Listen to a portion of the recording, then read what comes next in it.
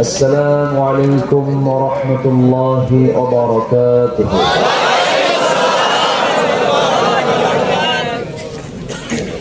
إن الحمد لله الأكرم الذي خلق الإنسان وكرم وعلمه من البيان ما لم يعلم، فسبحان الذي لا يحصى امتنانه باللسان ولا بالقلم. نشهد أن لا إله إلا الله وحده لا شريك له، ونشهد أن سيدنا وحبيبنا ومولانا محمدا عبده ورسوله الذي أرسله بالحق بشيرا ونذيرا وداعيا إلى الله بإذنه وسراجا وقمرا منيرا. فقد قال الله تعالى في كلامه المجيد وفرقانه الحميد: أعوذ بالله من الشيطان الرجيم. بسم الله الرحمن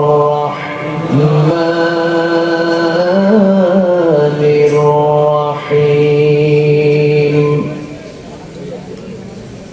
كنتم خير أمة أخرجت للناس تأمرون بالمعروف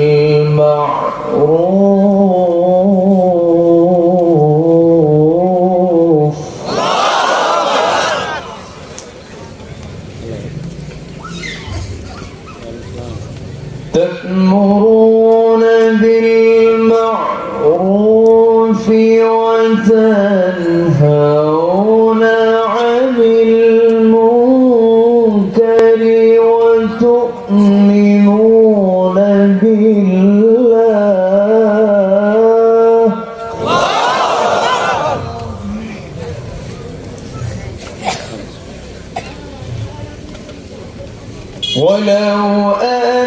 ولو آمن أهل الكتاب لكان خيرا لهم منهم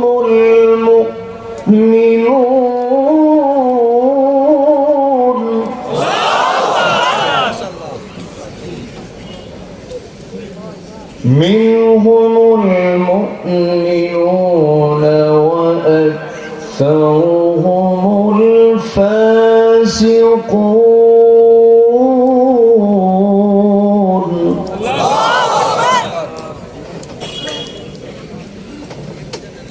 الله أكبر.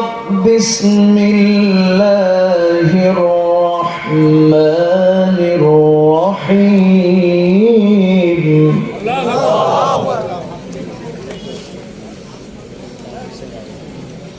إن الله وملائكته يصلون على النبي.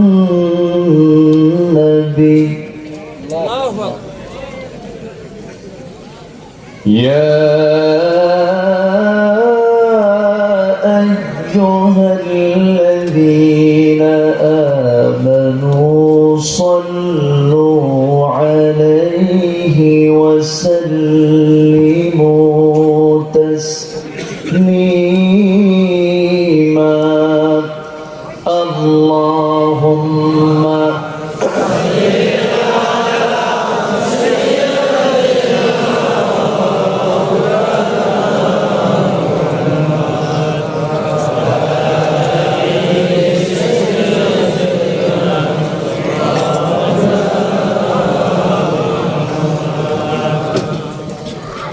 একটু জোরালো কণ্ঠে নবীর প্রেমে মাতোয়ারা হয়ে জবান খুলে সবাই বলুন আল্লাহুম্মা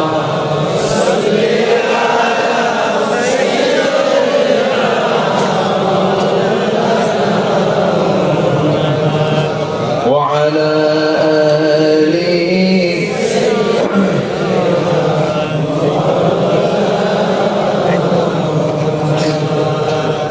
রাসূল আমার আলোআশা, রাসূল আমার ভালোবাসা, রাসূল আমার প্রেম বিরহের মূল আলোচনা, রাসূল আমার কাজে কর্মে অনুপ্রেরণা। আল্লাহুম্মা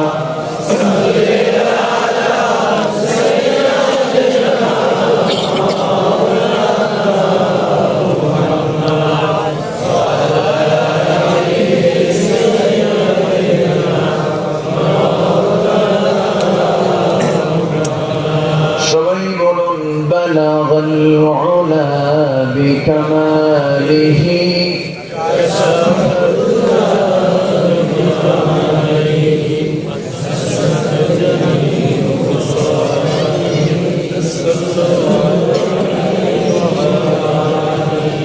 سورة يوسف بداري حكمة لقمان ما قاری قرآن باری یہ ہے دل سادمان ما بلغ العلا بکماله کشف التجا بجماله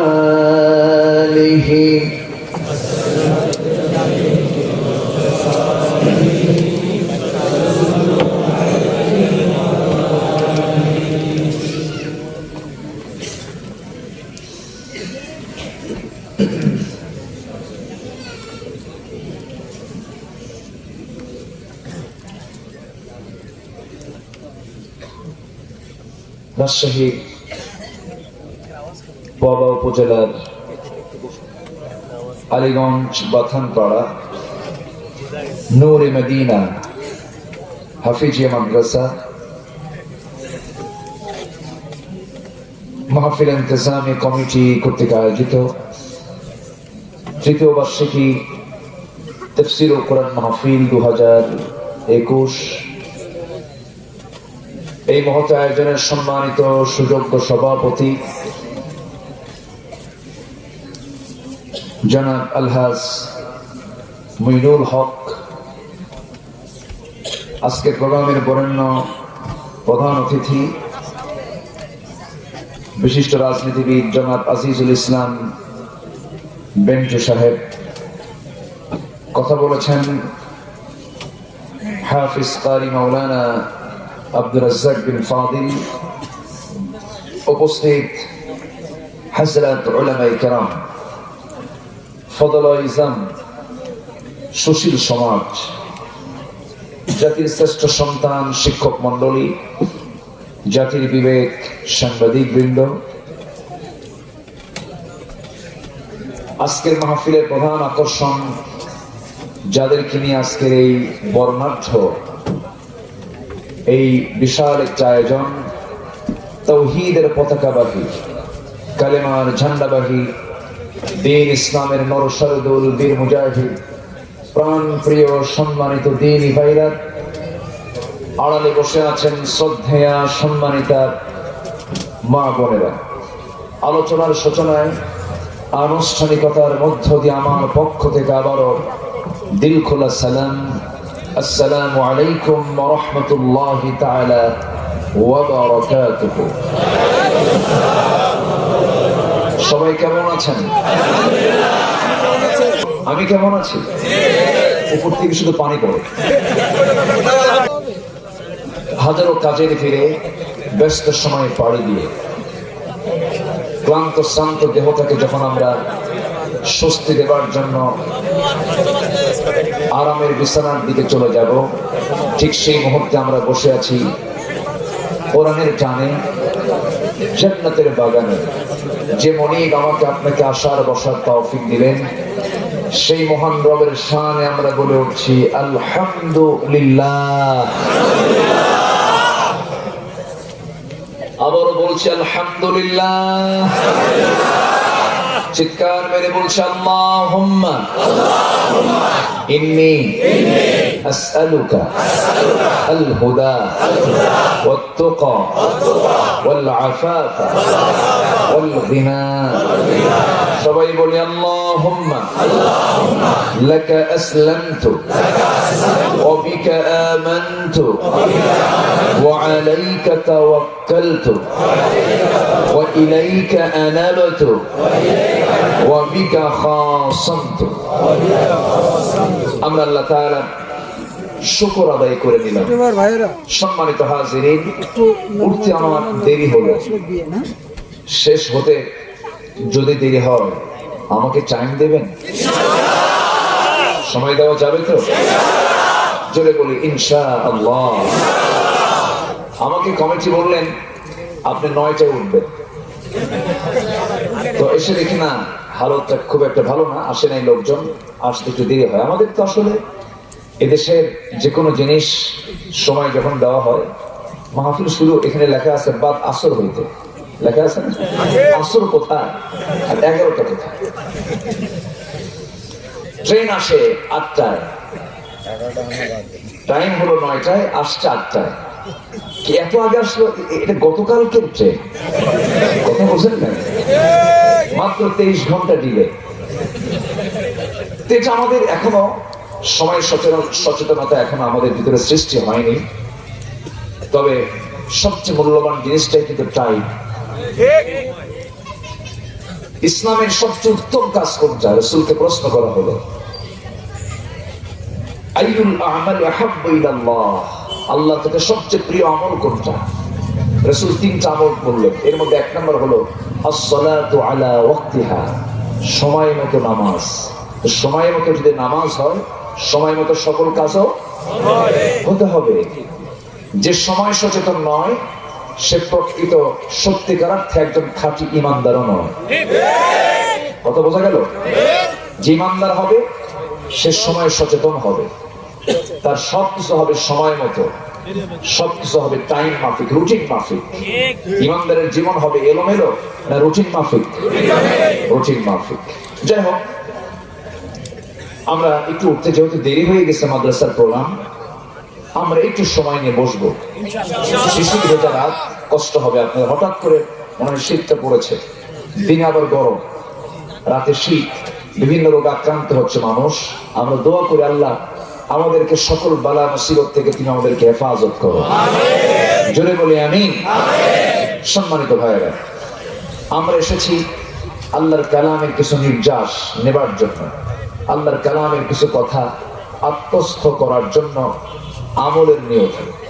আমরা এসেছি আমাদের আমলের ঝুড়িটা একটু ভারী করার জন্য। فَأَمَّا مَنْ ثَقُلَتْ مَوَازِينُهُ فَهُوَ فِي عِيشَةٍ رَاضِيَةٍ وَأَمَّا مَنْ خَفَّتْ مَوَازِينُهُ فَأُمُّهُ هَاوِيَةٌ। আমল কারো ভারী হবে, দেখবে সেদিন হাসরের ময়দানে কারো আমলের পাল্লা হালকা হয়ে যাবে। যার ভারী হবে সে জান্নাত পাবে, যার হালকা হবে সে হাদিয়া পাবে। এই জন্য আমলের ঝুড়িটা আমরা ভারী করতে এসেছি আলহামদুলিল্লাহ। যে যতক্ষণ আছি আমাদের আমল নামে গুনাহ হবে না সওয়াব হবে? সওয়াব হবে। তাহলে মাহফিল আসলে সওয়াব হয়, যাত্রায় গেলে আসতে বলেন কেন? যাত্রায় গেলে, কোন নৃত্য অনুষ্ঠানে গেলে। আচ্ছা, যাত্রাতে কি হয়? যাত্রাতে একটা মহিলা স্টেজে ওঠে, সে নাচে, গান গায়, দেখে কারা? শ্রোতা। কি মহিলা না পুরুষ? পুরুষও থাকে, মহিলাও থাকে। এর নামই তো যাত্রা, নাকি? আমি যাত্রা সরাসরি আমার নসিবে কখনো জোটে নাই, কথা কি বুঝতেছেন? এই জন্য আমি অনুমান করে বলতেছি। আচ্ছা, তো এটাই তো যাত্রা, পালা যাত্রা, যাত্রা, লোকসঙ্গীত, এরকম এটা আমার দেশে আবহমান করে ধরে চলে আসতেছে। আচ্ছা, বিশহরী গান, গম্ভীর আরো কি কি যেন আছে, যাই হোক আছে। আচ্ছা চলে, আলম সাধু আছে না, আলম সাধুও তো আছে, এরকম বিভিন্ন ধরনের কিছু আছে। সেখানে পর্দার কি কোনো গন্ধ আছে? আসতে বলবেন না আছে? সেখানে কি ইসলামের কোন গন্ধ সেখানে পাওয়া যায়? মাহফিলে আছে না নেই? আচ্ছা যাত্রাতে মারামারি লাগে না? ঠেলাঠেলি, জুতা ফিকাফিকি, মাহফিলে এখানে কান্না নিয়ে যায় মানুষ, আলহামদুলিল্লাহ। তাহলে দুটোই কিন্তু মজলিস, একটা হক একটা বাতিল। বাতিল মজলিসের বৈশিষ্ট্য শুনলাম, এখন হক মজলিসের বৈশিষ্ট্য আমরা অনুভব করছি। সম্মানিত ভাইরা, কোন বুদ্ধিজীবী যেন বললেন, বুদ্ধিজীবী মানে 32 জিবি, 64 জিবি, 160 জিবি আর বুদ্ধিজীবী, কথা কি বোঝা গেল? কোন এক বুদ্ধিজীবী বললেন যে দেশে 100 বছরের ঐতিহ্য হলো পালা যাত্রা, যাত্রা, লোকসঙ্গীত, এগুলো হারিয়ে যাবার পথে। আমার দিকে তাকান, আমার দিকে তাকান, এগুলো হারিয়ে যাবার পথে। কেন এগুলো হারিয়ে যাবার পথের প্রথম অন্তরায় হলো নাকি তাদের দৃষ্টিতে ওয়াজ মাহফিল। দেখেন কি বুদ্ধি তার, কি জ্ঞান খাইটা এই গবেষণা তিনি বের করেছেন, মানে শয়তান তার ইজারা দিয়ে দিছে, ঠিক কিনা? সম্মানিত ভাইরা, ওয়াজ মাহফিল ছিল, আছে, থাকবে ইনশাআল্লাহ। গভর্নমেন্ট মাহফিল চায়, কোন প্রজ্ঞাপন জারি হয়নি, জারি হবেও না। এদেশের মাদ্রাসা, এদেশের মসজিদ, এদেশের মানুষ লাউ বেচা, কদু বেচা, ধান বেচা, গম বেচার টাকা দিয়ে চালায়। মাহফিল থাকবে, মাহফিলকে বন্ধ করতে পারবে না, জোরে বলি ইনশাআল্লাহ। কারণ এদেশের মসজিদ তো জনগণ বানায়, আমার আপনার টাকা দিয়া বড় বড় মসজিদ নির্মিত হয়, মাদ্রাসা তাই হয়। অতএব দিনের মার্কাজ, দিনের যে কাজগুলো জনগণ স্বতঃস্ফূর্ত ভাবে খরচ করে তারা চালাচ্ছেন, এটারই একটা আয়োজন হয় মাহফিল আকারে অথবা সম্মেলন আকারে। এগুলো রাখতে হবে, এগুলো ইসলামী সংস্কৃতির গুরুত্বপূর্ণ একটা দিক। ভালো চালু হবে, মন্দ বন্ধ হবে, ঠিক কিনা? আল্লাহ রাব্বুল আলামিন বলেন, তাআওয়ানু আলাল বিররি ওয়াত তাকওয়া ওয়া লা তাআওয়ানু আলাল ইসমি ওয়াল উদওয়ান। তোমরা পরস্পর মিলে পুণ্যের কাজে, তাকওয়ার কাজে তোমরা সহযোগিতার হস্ত প্রসার করে ফেলো। আর তোমরা যে সমস্ত কাজে পাপ পঙ্কিল ছড়িয়ে পড়বে, সেই সমস্ত পাপ কাজগুলো থেকে তোমরা নিজেকে গুটিয়ে রাখবে। অসহযোগিতা করবে মানে সহযোগিতার হস্ত প্রসার করা যাবে না। কার কথা? আসতে বলবেন না, কার কথা? আল্লাহর কথা।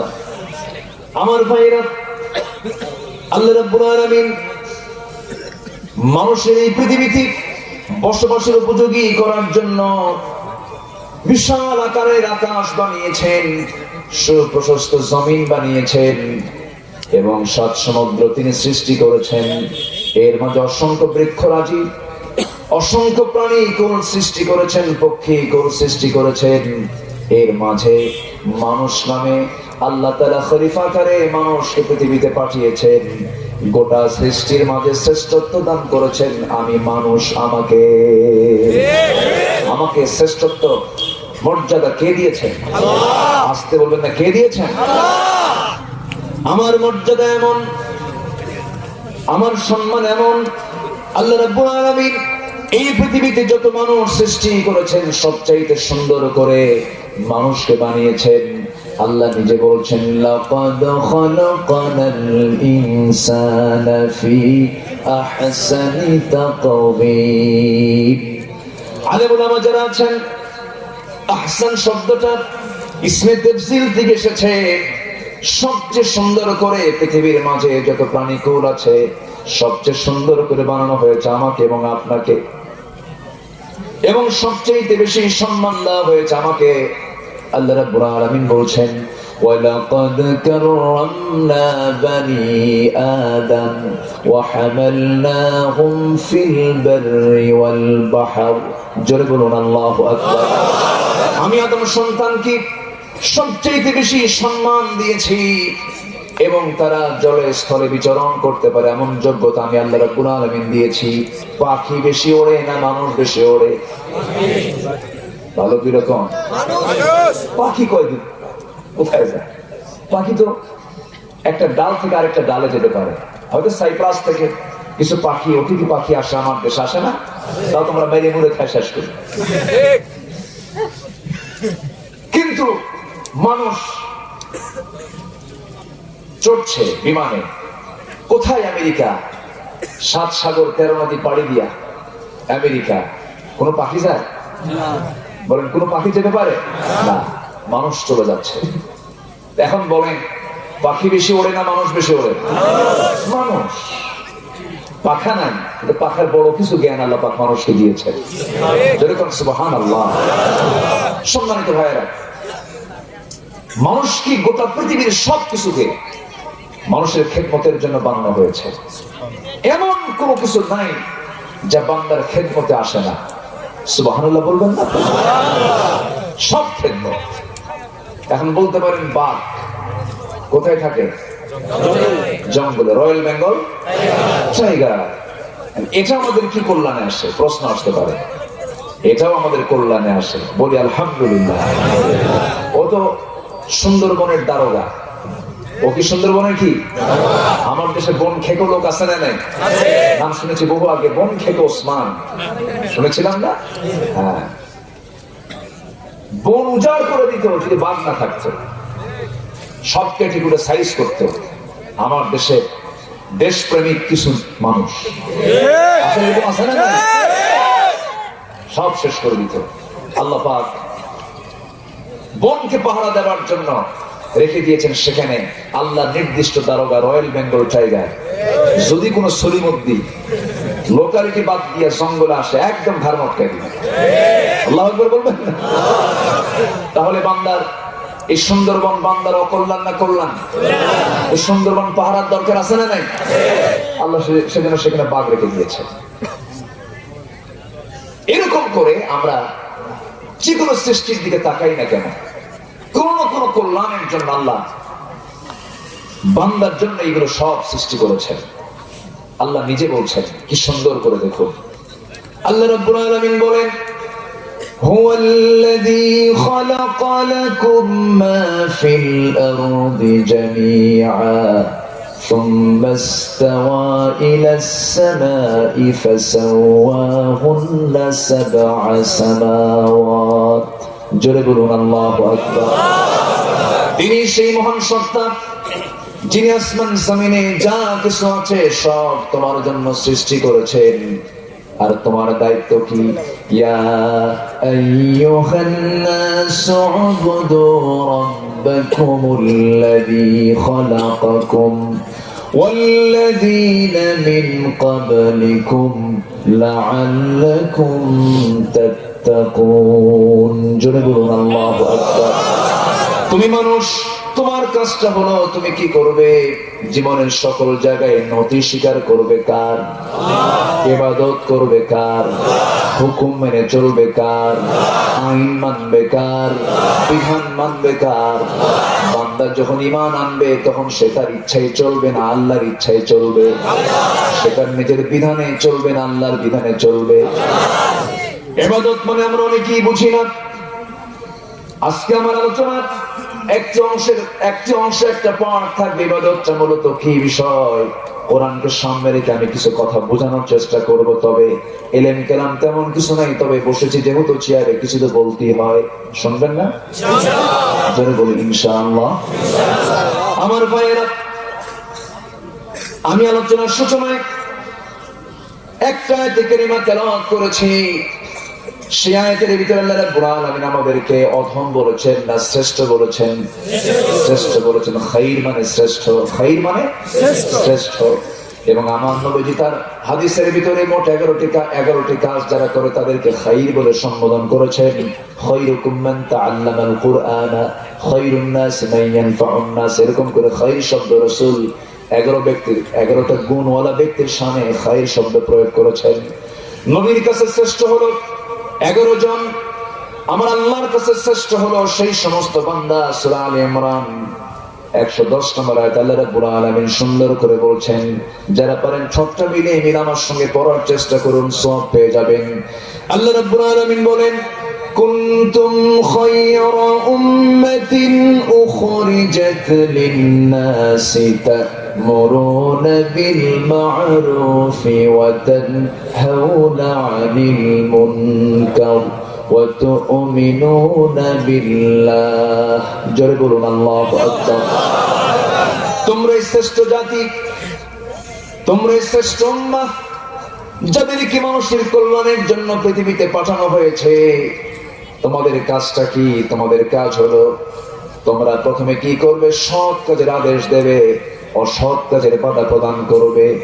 সৎ কাজে আদেশ দেওয়া আর অনুরোধ করার মধ্যে তফাৎ আছে না নাই? এখানে আল্লাহ পাক অনুরোধ করতে বলেছেন না আদেশ করতে বলেছেন? সৎ কাজে আদেশ, অসৎ কাজে বাধা। অসৎ কাজে বাধা। সামনে দাঁড়িয়ে যাওয়া, আমি মদ খাবো না, কাউকে মদ খেতে দেব না। আমি চুরি করব না, কাউকে চুরি করতে দেব না।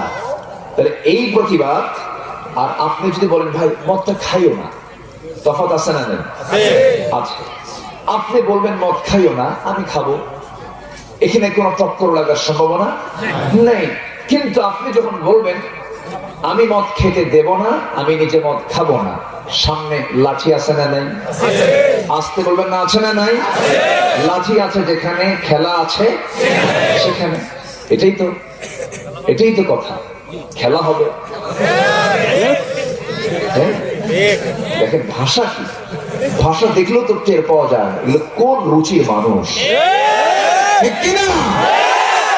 আকলমন্দ ইশারা বা আশাত, সচেতন ব্যক্তির জন্য ইঙ্গিতটাই যথেষ্ট। বুঝে নেন, বেশি বোঝানোর জন্য বেশি কিছু লাগে না। তবে হ্যাঁ, অহংকার যখন কারোর মধ্যে বেড়ে যায় ভাবতে হবে পতন খুবই কাছে। আর যখন ব্যবহার খুব সুন্দর হয়, বিনয়ী হয়, ভদ্র হয়, নম্র হয়, ভাবতে হবে আল্লাহ ওর মর্যাদা নিজে উঠায় নিচ্ছে। সুবহানাল্লাহ। আমরা অহংকারী হব না বিনয়ী হব? অহংকারী না বিনয়ী? বিনয়ী হব আমরা। ইমানদার অহংকারী হয় না বিনয়ী হয়? বিনয়ী হয়। আল্লাহ রাব্বুল আলামিন বলেন, وعباد الرحمن الذين يمشون على الأرض هونا وإذا خاطبهم الجاهلون قالوا سلاما والذين يبيتون لربهم سجدا وقياما والذين يقولون ربنا اصرف عنا عذاب جهنم إن عذابها كان غراما جرب الله রহমানের বান্দা কারা? ওই সমস্ত বান্দারা যারা জমিনে ক্ষমতা থাকার পরও ক্ষমতারা তারা মিসইউজ করে না, অহংকার করে চলাফেরা করে না, বরঞ্চ তারা জমিনে যখন চলাফেরা করে উগ্রতা নিয়ে নয়, ক্ষিপ্রতা নিয়ে নয়, মাথা নিচু করে দুই পায়ের দিকে তাকায় তাকায় বিনয়ী হয়ে চলাফেরা করে, মুস্কি মুস্কি হাসি দিয়ে মানুষের সঙ্গে কথা বলে, সুন্দর আচরণ করে। সেভাবে আমার তো কোনো অহংকার আমার জন্য নয়, অহংকার আমার আল্লাহর জন্য। এমন চিন্তা চেতনা যে বান্দার মধ্যে লালন হয়ে যায়, ওই বান্দার যখন সামনে রাত হাজির হয়ে যায়, রাত্রিবেলায় নামাজে দাঁড়ায় দাঁড়ায় চোখের পানি ফেলে ফেলে কেন্দে বলে, আল্লাহ রব্বানা والذين يبيتون لربهم سجدا وقياما والذين يقولون ربنا اصرف عنا عذاب جهنم والله জাহান্নামের আগুন থেকে আমাদেরকে বাঁচাও। মারাত্মক জায়গা। যে বান্দা জাহান্নামের চিন্তা করবে সে বান্দার মধ্যে কখনো অহংকার আসতে পারে না, পারে না, পারে না, ঠিক কি না? আজকে দেখেন না কত অহংকার। ধ্বংসের তিনটা আলামত। কয়টা আলামত? এক নম্বর হচ্ছে অহংকার। অহংকার করেছিল শয়তান। কে করেছিল? শয়তান। সবচেয়ে বেশি সেজদা দিয়েছিল কে? শয়তান। অহংকার হয়েছে কার? ধ্বংস হয়েছে কার? শয়তানের। কিসের কারণে? অহংকারের কারণে। সম্মানিত ভাইরা, লোভ, কিন্তু লোভ যদি বৈধ হয় তবে জায়েজ। লোভ তো আল্লাহই দিয়েছে। হুব্বুশ শাহাওয়াতি মিনান নিসা ওয়াল বানিনা ওয়াল কানাতিরিল মুকান্তারা আসবে, কিন্তু সেই কামনা হতে হবে বৈধ না অবৈধ? বলেন বৈধ না অবৈধ? নিজের বউ না পরের বউ? ভালো করে কন। নিজের বউ। পরের বউ মানে হলো পরকিয়া। এরকম তো কাজ না, এখন হয় না। পরকিয়া আছে? রাজশাহীতে নাই? হ্যাঁ, রাজশাহী তো আছে পরকিয়া। এই নোংরামিটা চালু হয়েছে। এই নোংরামি ছিল না আজ থেকে 10 বছর আগে, এত ছিল না। এটা দিন দিন কমছে না বাড়ছে? এটা অনলাইনের কল্যাণ। অনলাইনের কল্যাণ, এটা জাতি খুব উপকৃত হচ্ছে। বুঝলেন? শোনেন, বিয়ের আগে কোন ছেলে মেয়ের হাতে মোবাইল তুলে দেওয়া মানে কি জানেন? কোন ছেলের হাতে বিয়ের আগে এরকম বড় মোবাইল তুলে দেওয়া মানে হলো, অ্যান্ড্রয়েড তুলে দেওয়া মানে হচ্ছে ওই ছেলেটার পাশে একটা মেয়েকে বসায় দেওয়া। একটা মেয়ের হাতে বিবাহ পূর্ব সময় না বোঝার আগেই যদি তার হাতে যদি অ্যান্ড্রয়েড সেট তুলে দেওয়া হয়, ভাবতে হবে ওর পাশে একটা ছেলেকে বসায় রাখা। আমি এর চাইতে আর বুঝাতে পারবো না। একটা শিশুর হাতে যদি বলেন বাবা তুমি চাকুটা নিয়ে ফলটা কাটো, সে কি ফল কাটবে না হাত কাটবে? এটাই স্বাভাবিক। সম্মানিত ভাইয়েরা, অনেক কথা আছে, আস্তে আস্তে করে বলবো আমি, কিন্তু আমার খুব কষ্ট। আমি খুবই আনন্দিত যে একজন লোকও নড়াচড়া করছেন না। বলি আলহামদুলিল্লাহ, জোরে বলি আলহামদুলিল্লাহ। কোন প্রবলেম? আপনার কি সমস্যা?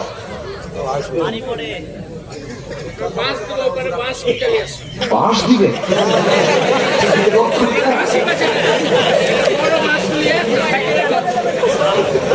মনের আবেগটাকে ধরে রাখতে পারতেছেন, মনের কষ্ট সহ্য হচ্ছে না। মাঝে মাঝে আপনি লাঠিটা দেখাই দিবেন, সব ঠিক হয়ে যাবে। খুব ভালো মানুষ আপনারা, বলি আলহামদুলিল্লাহ। থাক থাক, এখানে চাপ দিতে হবে না, থাক, এখন চলে যাবে। মাঝে মাঝে একটু আপনি যখন দেখবেন যেরকম অবস্থা, তখন একটু সরাই দেবেন, ঠিক হয়ে যাবে। জি, আমার আওয়াজ সবাই শুনতে পাচ্ছেন তো? আমার মায়ের ভাই খুব ভালো মানুষ, আমার দিকে চেয়ে আছেন, খুব অপলক ভাবে উনি তাকিয়ে আছেন এবং চেষ্টা করছেন সর্বোচ্চ কিছু দেওয়ার জন্য। খুব ভালো মাইক, ভালো, কিন্তু মাইকোলার মুখে দাড়ি নেই। যে আল্লাহ তুমি তাকে দাড়িওয়ালা বানাও, জোরে বলি আমিন। কারণ মাইকোলা ওয়াজ কম শোনাটা বেশি শোনেন। আপনি আসেন একদিন, উনি আসেন প্রত্যেক দিন, এই জন্য দাড়ি নেই। কষ্ট পাচ্ছেন আপনারা? সূরা আলে ইমরানের 110 নম্বর আয়াত আমি তেলাওয়াত করেছি। আমরাই শ্রেষ্ঠ বা শ্রেষ্ঠ জাতি। কে বলছেন? আসতে বলবেন না, কে বলছেন? তোমরা তিনটা কাজ করবে। এক নাম্বার কাজ হলো সৎ কাজের আদেশ দেবে, সৎ কাজের আদেশ দেবে, অসৎ কাজের বাধা, অসৎ কাজের বাধা দেবে, নিষেধ করবে।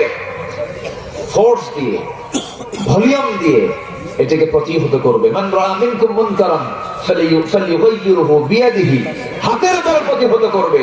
এটা হচ্ছে এক নাম্বার ঈমানের পরিচয়। ভয় পাওয়া যাবে না। ভয় পাবো না, পলায়ন করব, আরো হেরে যাব, আরো ডুবে যাব, আরো শেষ হয়ে যাব। যতক্ষণ বেঁচে আছি সিংহের মতো গর্জন দিয়ে মরবো।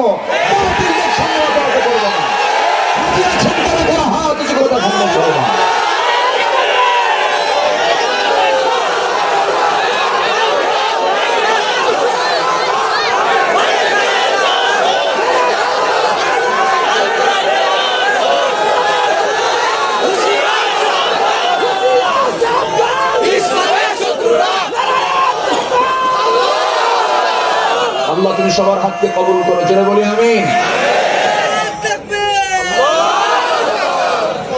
উনি নতুন করে শুরু করতে চাইলেন, আপনি পরে এবার চান্স পাবেন, এখন আপনি চান্স হারায় ফেলছেন। রাজশাহীর মানুষ খুব হাসি খুশি মানুষ, বলি আলহামদুলিল্লাহ। যে হাসতে জানে না সে কখনো সুখী নয়। অনেক লোক আছে হাসে না, হাসেও না কান্দেও না। ওর বউরা কয় ও মরবে কোন দিন।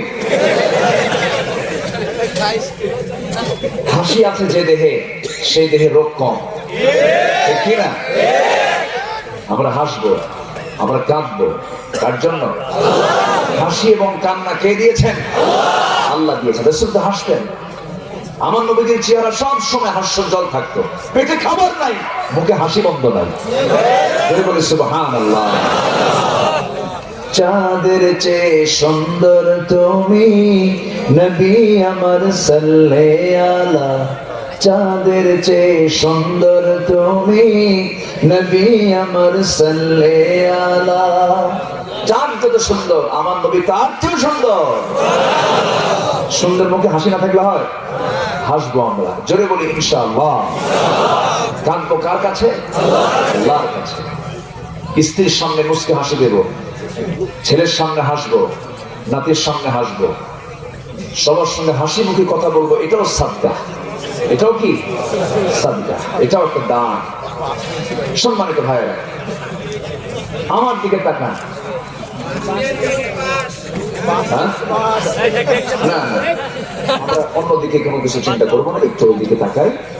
চিত্ত বিনোদন তো আছে, কৌতুক তো ইসলামে আছে, কিন্তু মাত্রাতিরিক্ত করা যাবে না। সম্মানিত ভাইয়েরা, তাহলে সৎ কাজের আদেশ দেওয়া, অসৎ কাজের বাধা দেওয়া, আল্লাহ পাক এই যে দায়িত্বটা আমাদেরকে দিয়েছেন, এই দায়িত্ব পালন করার অনুভূতি যে বান্দার মধ্যে নাই, সে কি প্রকৃত ঈমানদার হতে পারে? আল্লাহ তাআলা কিন্তু ঈমান আগে আনতে বলেন নাই। এখানে কিন্তু ঈমানের কথা আসছে। যারা আয়াতটা বোঝেন, পড়েছেন, তরজমা জেনেছেন, আল্লাহ কিন্তু আগে এখানে ঈমান আনার কথা বলেন নাই। আমাদেরকে শ্রেষ্ঠ জাতি,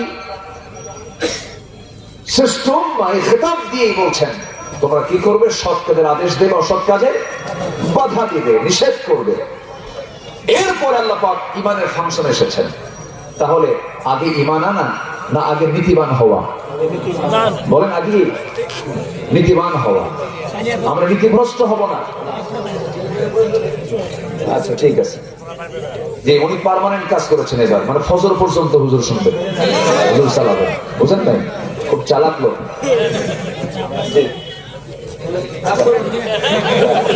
আপনার সামনে যান, আপনার সামনে দরকার আপনাকে। জি বলি আলহামদুলিল্লাহ, জোরে বলি আলহামদুলিল্লাহ। যেখানে যা দরকার তাই তো দেওয়া দরকার। সম্মানিত ভাইরা, আমার দিকে তাকান। তাহলে এখানে ঈমান আগে এসেছে না নীতির কথা আগে এসেছে? যে বান্দার মধ্যে সৎ কাজের আদেশ দেওয়ার চেতনা কাজ করে না, যে বান্দার চেতনার ভিতরে অসৎ কাজের বাধা সৃষ্টি করার মেজাজ তৈরি হয় না, ওর ঈমান কি? ওর তো ঈমান আনা হবে না। এই জন্য আগে ঈমান নয়, আগে মুমিন হতে আল্লাহ পাক বলেন, আগে বলছেন আগে কাফের হও। হয়তো বলবেন হুজুর এটা আবার কোন কথা বললেন? আগে কাফের হব, এটা আবার কেমন কথা? কিসের কাফের হতে হবে? আল্লাহ রাব্বুল আলামিন বলেন, ফামান ইয়াকফুর বিত-তাগুতি ওয়া ইউমিন বিল্লাহি ফাকাদ ইসতামসাকা বিল-উরওয়াতিল মুসকা লা ফিসামা লাহা। জোরে বলুন আল্লাহু আকবার। যে বান্দা তাগুতকে অস্বীকার করবে, যে বান্দা তাগুতের কাফের হবে আর ঈমান আনবে কার উপরে? আসতে বলবেন না, কার উপরে? তাহলে আগে ঈমান এসেছে না কুফরের কথা এসেছে?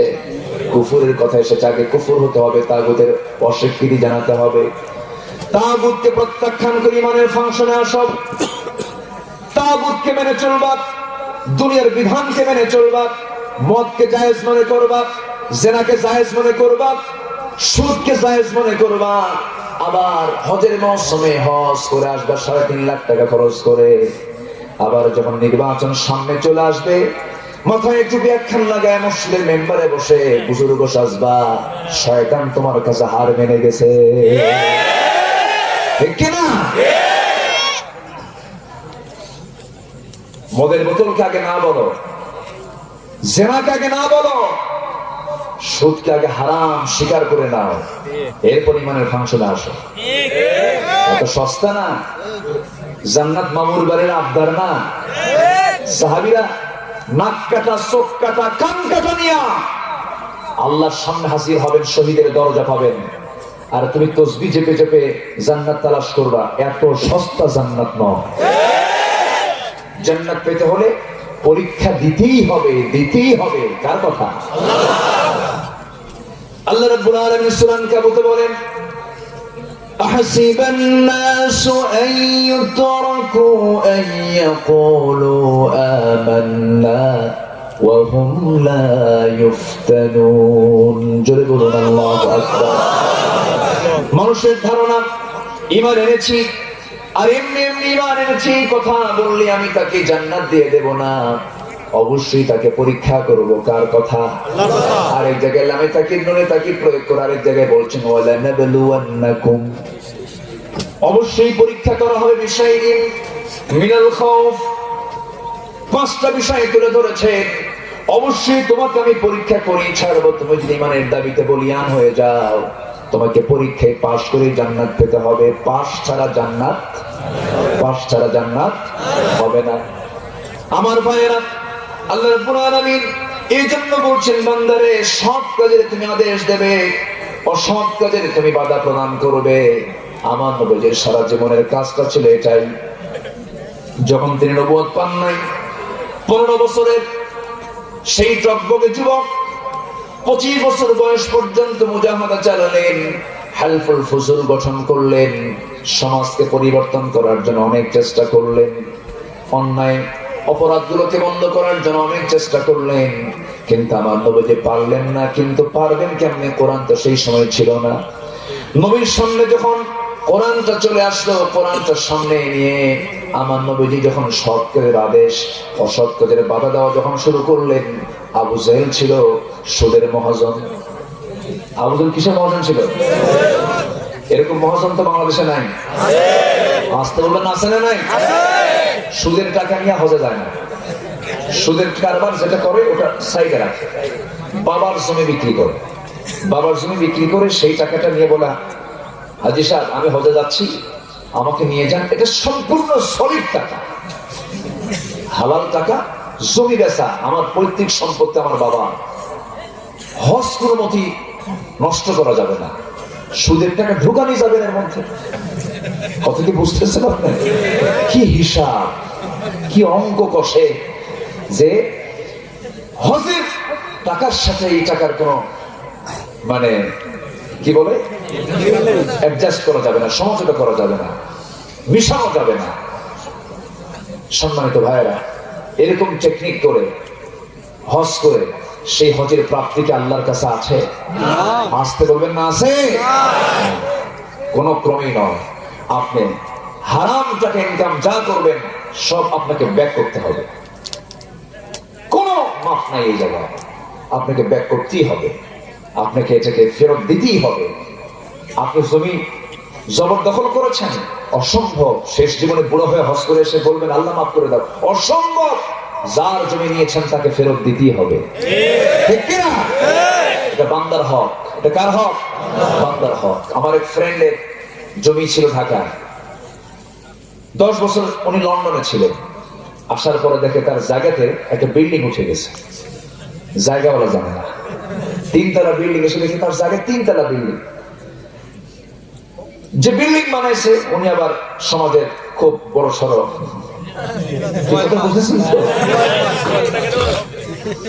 তো যে বলছে ভাই আপনি আমার জায়গায় বিল্ডিং তুললেন, আমি জানলাম না। না ঠিক আছে, জায়গাটা আপনার মহাসত্য, জায়গা আপনার, কিন্তু বিল্ডিংটা তো আমার। কি কথা কি বুঝতেছেন? সালিশ মানি তালগাছটা আমার। এগুলো সব সোজা হবে, শুধু 1.5 হাত লাঠির পিছন দরকার। অদরিবুহুন্না, স্ত্রীকে শাসন করার জন্য শাসনের কথা আছে না নাই? আবার ফাদরিবু ফাওকাল আ'নাক, ঘাড়ও মারো, আছে না নাই? কিছু কিছু সময় শাসন করার জন্য হুকুম করেছেন কে? আল্লাহ। আসতে বলবেন না কে? আল্লাহ। আল্লাহ তাআলা। সম্মানিত ভাইরা, এই তো হচ্ছে আজকের হাল চিত্র। এগুলো ঈমান নিয়ে জান্নাত পাওয়া যাবে না। আগে নিজের ভিতরে বিবেককে জাগ্রত করতে হবে, নিজের বিবেককে নিরপেক্ষ করতে হবে। আমি সৎকে আমি প্রশ্রয় দেব, আমি অসৎকে প্রশ্রয় দেব না, অন্যায়কে বরদাস্ত করব না, কোন অপরাধকে আমি সহ্য করতে পারবো না। গোটা দেশের ভিতরে সবচেয়ে পবিত্র অঙ্গন হলো শিক্ষাঙ্গন গুলো। যে শিক্ষাই হোক না কেন, কোন শিক্ষা ইসলামের বাইরে না। বলি আলহামদুলিল্লাহ। ভূগোল কি ইসলামের বাইরে? জিওগ্রাফি কি ইসলামের বাইরে? না। ইতিহাস ইসলামের বাইরে না, অঙ্ক ইসলামের বাইরে না, তারপরে ফিজিক্স ইসলামের বাইরে না, কেমিস্ট্রি ইসলামের বাইরে না। গোটা কোরআনে তো 350 আয়াত আছে শুধু ফিজিক্স কেমিস্ট্রির উপরে। সুবহানাল্লাহ বলবেন না? তো নাসির ইউনিভার্সিটিতে ফিজিক্স কেমিস্ট্রি আছে না নাই? আছে। তো ফিজিক্স কেমিস্ট্রি যারা পড়াশোনা করে তারা ইসলাম, তাদের মধ্যে তো ইসলাম নাই। কেন? ফিজিক্স কেমিস্ট্রি মানে ইসলাম নয়? ফিজিক্স কেমিস্ট্রি ইসলাম, ম্যাথ ইসলাম, জিওলজি ইসলাম, প্রাণীবিদ্যা ইসলাম, সবই ইসলাম। আমার দেশের ব্রিটিশ শাসকরা একটা ভুল থিওরি দিয়ে সাধারণ শিক্ষার ইসলাম শিক্ষাকে পৃথক করে এক গ্রুপ রেখেছে একদিকে, আরেক গ্রুপ রেখেছে আরেক দিকে। ঠিক কিনা? কোন শিক্ষায় সাধারণ শিক্ষা নয়, সব শিক্ষায় ইসলামী শিক্ষা। আর যে শিক্ষা দিয়ে বান্দার কোনো কল্যাণ নাই সেই শিক্ষা কোন শিক্ষায় নয়, ওটা নোংরামি, ওটা জাহালাত। ঠিক কিনা? কথা বোঝা গেল? কথা বোঝা যায়? শুধু কোরআন হাদিসের জ্ঞান অর্জন করি আপনি মহাজ্ঞানী হতে পারবেন না। কোরআন হাদিসের বিভিন্ন পার্ট আছে, ফিজিক্স কেমিস্ট্রিও কোরআন দিয়েছে, সব দিয়েছে। এগুলো শেখার দরকার আছে না নাই? আছে। আমাদেরকে একটা সাইড করে দিয়েছে না, সবকিছু শিখতে হবে। আমি সেই ক্ষেত্রে বলতেছি, রাজশাহী ইউনিভার্সিটি হচ্ছে একটা পবিত্র শিক্ষাঙ্গন। এই শিক্ষাঙ্গনকে পবিত্র রাখার দায়িত্ব সবার আছে না নাই? এখন কি পবিত্র? তো গোসল করাতে হবে। ঠিক কিনা বলে? আমার কথা কি বুঝতেছেন? আচ্ছা, চিন্তা করেন এই পবিত্র অঙ্গনে কত যে বিলাদ হয়, কত যে দোয়া হয় গাছের গোড়ায় গোড়ায়, আর কত যে বিয়ে হয়েছে আকাশ সাক্ষী দিয়া। আছে না ভাই? বলেন তো। এই ইউনিভার্সিটির পবিত্র অঙ্গনের সামনে ছেলে মেয়ে বসে গেছে, শতদিন বসেছে, শত সময় বসেছে, শত ঘন্টা পার দিয়েছে।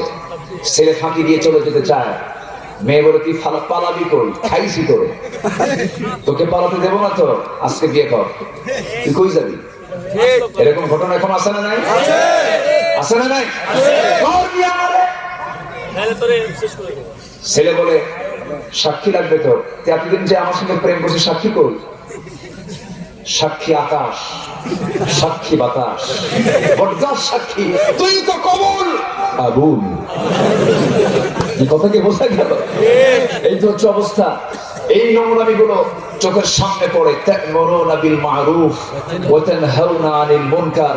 তুমি সৎ কাজের আদেশ দিতে পারো না, অসৎ কাজের বাধা দিতে পারো না, বরঞ্চ ছায়া থাকো, ভালো করে করো, আমরাও করে আসছি। এরকম আছে না নয়?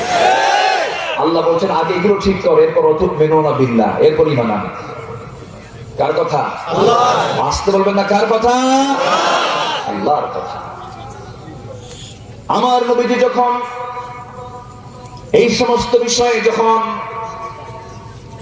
আপোষহীন হয়ে গেলেন, আমার নবী আল্লাহর কালাম তেলাওয়াত করেন, সমস্ত কুরাইশরা তারা তো আরবি ভাষা বুঝে, খুব আরবি ভাষায় তারা পাণ্ডিত্য অর্জন করেছে।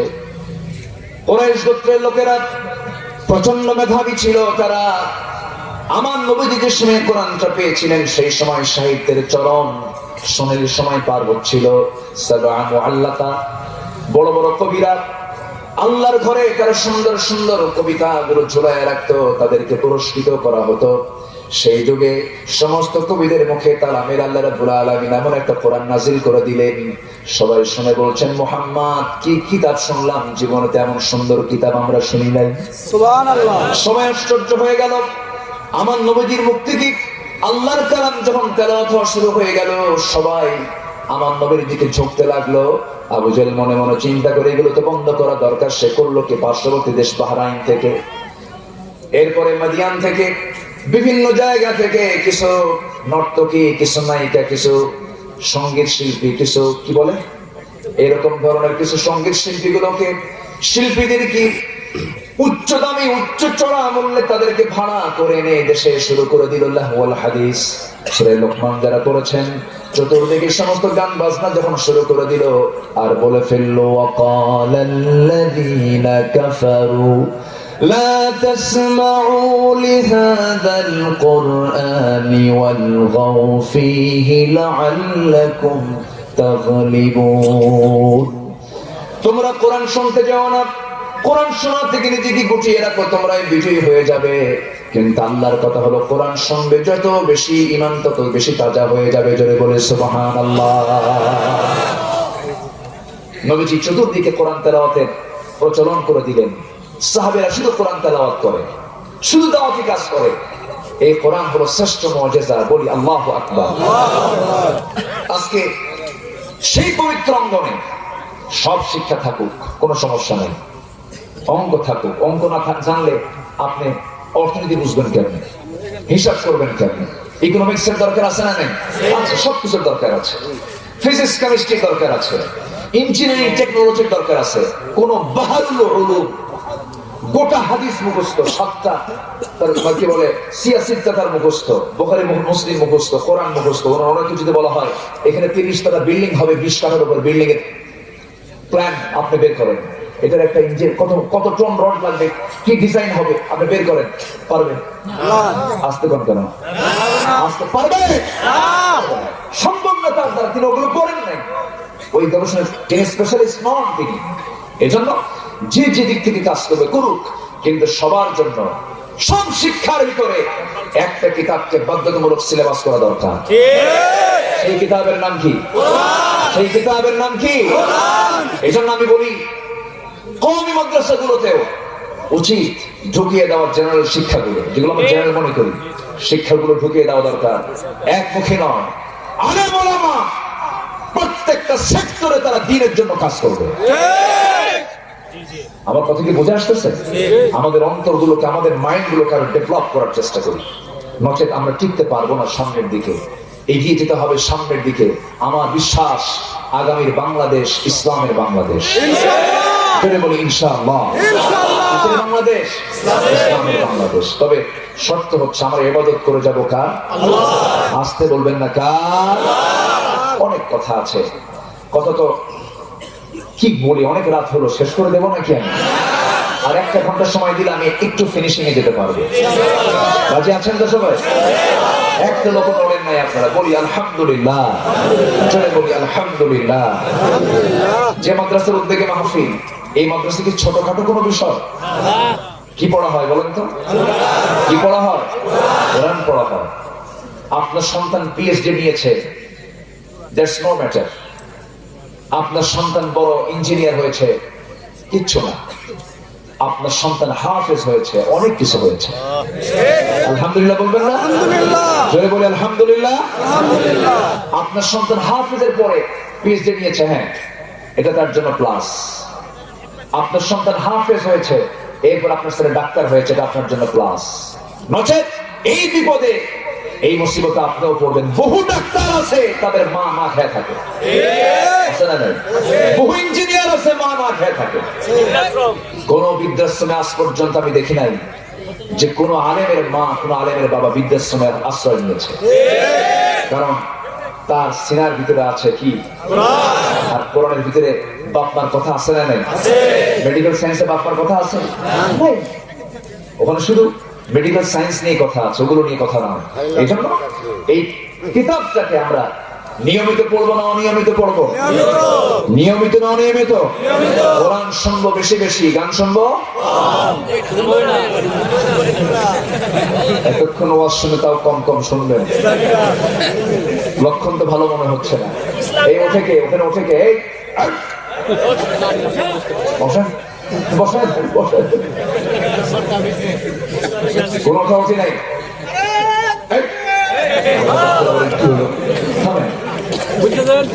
বসেন, আমরা কেউ উঠবো না, জোরে বলি ইনশাআল্লাহ। জি, জেলার নাম কি আপনাদের? জেলার নাম কি? রাজশাহী। চিন্তা করো যে থামেন, রাজশাহী বিশাল ব্যাপার। এদিকে শাহ, এটাও বাদশাহ, এদিকে রাজ, এটাও রাজা, সব রাজা আর শাহ। এখানে কোনো প্রজা নেই, ঠিক আছে না?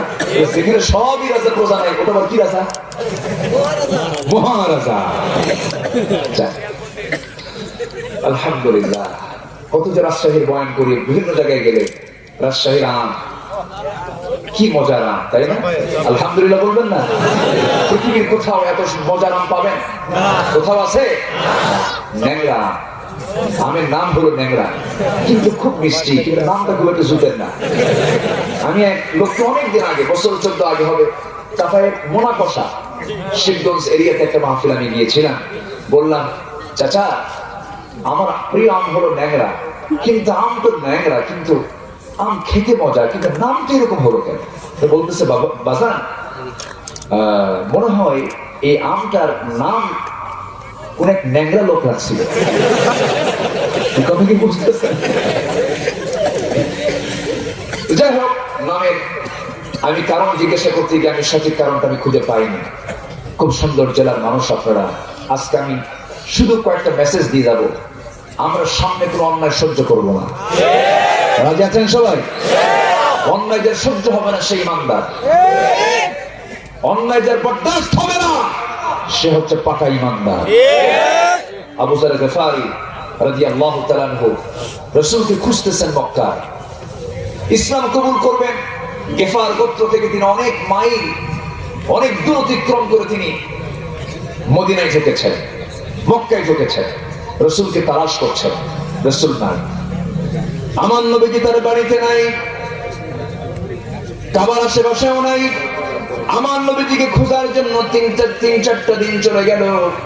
আবু যার গফারি রাদিয়াল্লাহু তাআলা আনহু রাসূলকে যখন পাচ্ছেন না, হতাশ হয়ে গেলেন।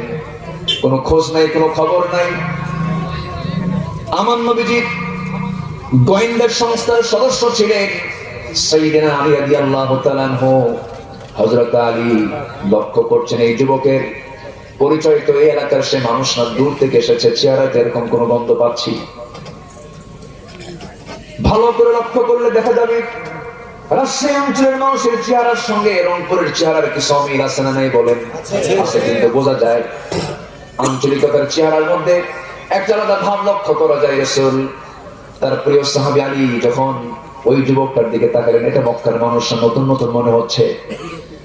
ঠক করে পিছন দিক থেকে ধরলেন, ধরে বলছেন, মান আনতা, তুমি কে? হে যুবক, তোমার পরিচয়টা কি? সঙ্গে সঙ্গে বলছে, আমি গেফার গোত্র থেকে এসেছি, আমার নাম আবু যর।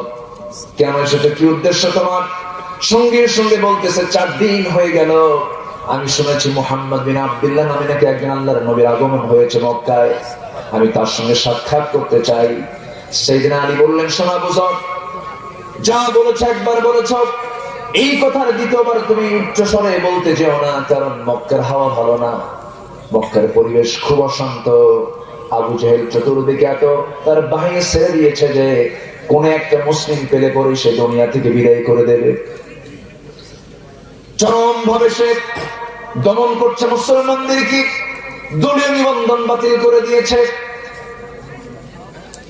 দাওয়াতি কাজ সম্পূর্ণ ক্লোজ করে দিয়েছে। আমার রাসূলকে গৃহবন্দী করা হয়েছে, ঘর থেকেও তিনি বের হতে পারছেন না। এমন সময় তুমি এসেছো মক্কায় ইসলাম কবুল করার জন্য, নবীর সঙ্গে সাক্ষাৎ করার জন্য, ভালো কথা। আমি সামনের দিকে হেঁটে হেঁটে যাব, তুমি আমাকে ফলো করে করে আস্তে আস্তে আসবে। সামনে যখন কোনো বিপদ লক্ষ্য করব, পেশাব করার ভান করে অথবা জুতা ঠিক করার ভান করে আমি আস্তে করে বসে যাব, তুমি তোমার গমনকে থামাবা না, তুমি হাঁটতেই থাকবে, চলতেই থাকবে। আল্লাহ না করুন কোনোভাবে যদি একটা বারের মতো জেনে যায় তুমি গেফার গোত্র থেকে ইসলাম কবুল করার জন্য আসলে, তোমাকে দুনিয়া থেকে বিদায় করে দেবে। এমন একটা কঠিন মুহূর্ত মক্কা ওই সাহাবীরা পার করেছেন। আমার নবীজির নির্দেশে জাফর ইবনে আবু তালিবকে বলা হলো, জাফর আমার চাচাতো ভাই, তুমি চলে যাও আবিসিনিয়ায়, মক্কার হাওয়া ভালো না। সাহাবায়ে কেরাম কি কিছু পাঠায় দিলেন, এদিক সেদিক তারা হিজরত করতে বাধ্য হলেন। নবীর সামনে সুমাইয়া পরিবার কি ইয়াসার পরিবারকে মেরে ফেলে আমার নবীজি শুধু কাঁদবেন, নবীজি কিছুই করতে পারেন না। ইয়াসারকে মেরে রক্তাক্ত করে দেওয়া হলো। প্রথমে আম্মারকে ধরা হলো, আম্মার রাদিয়াল্লাহু তাআলা আনহুকে মেরে যখন রক্তাক্ত করা হচ্ছে, বলা হলো তার বাপ এসে ইয়াসার বলছেন, আমার কলিজার টুকরা সন্তানকে মারো কেন? ইসলাম কবুল করেছে, দিন গ্রহণ করেছে।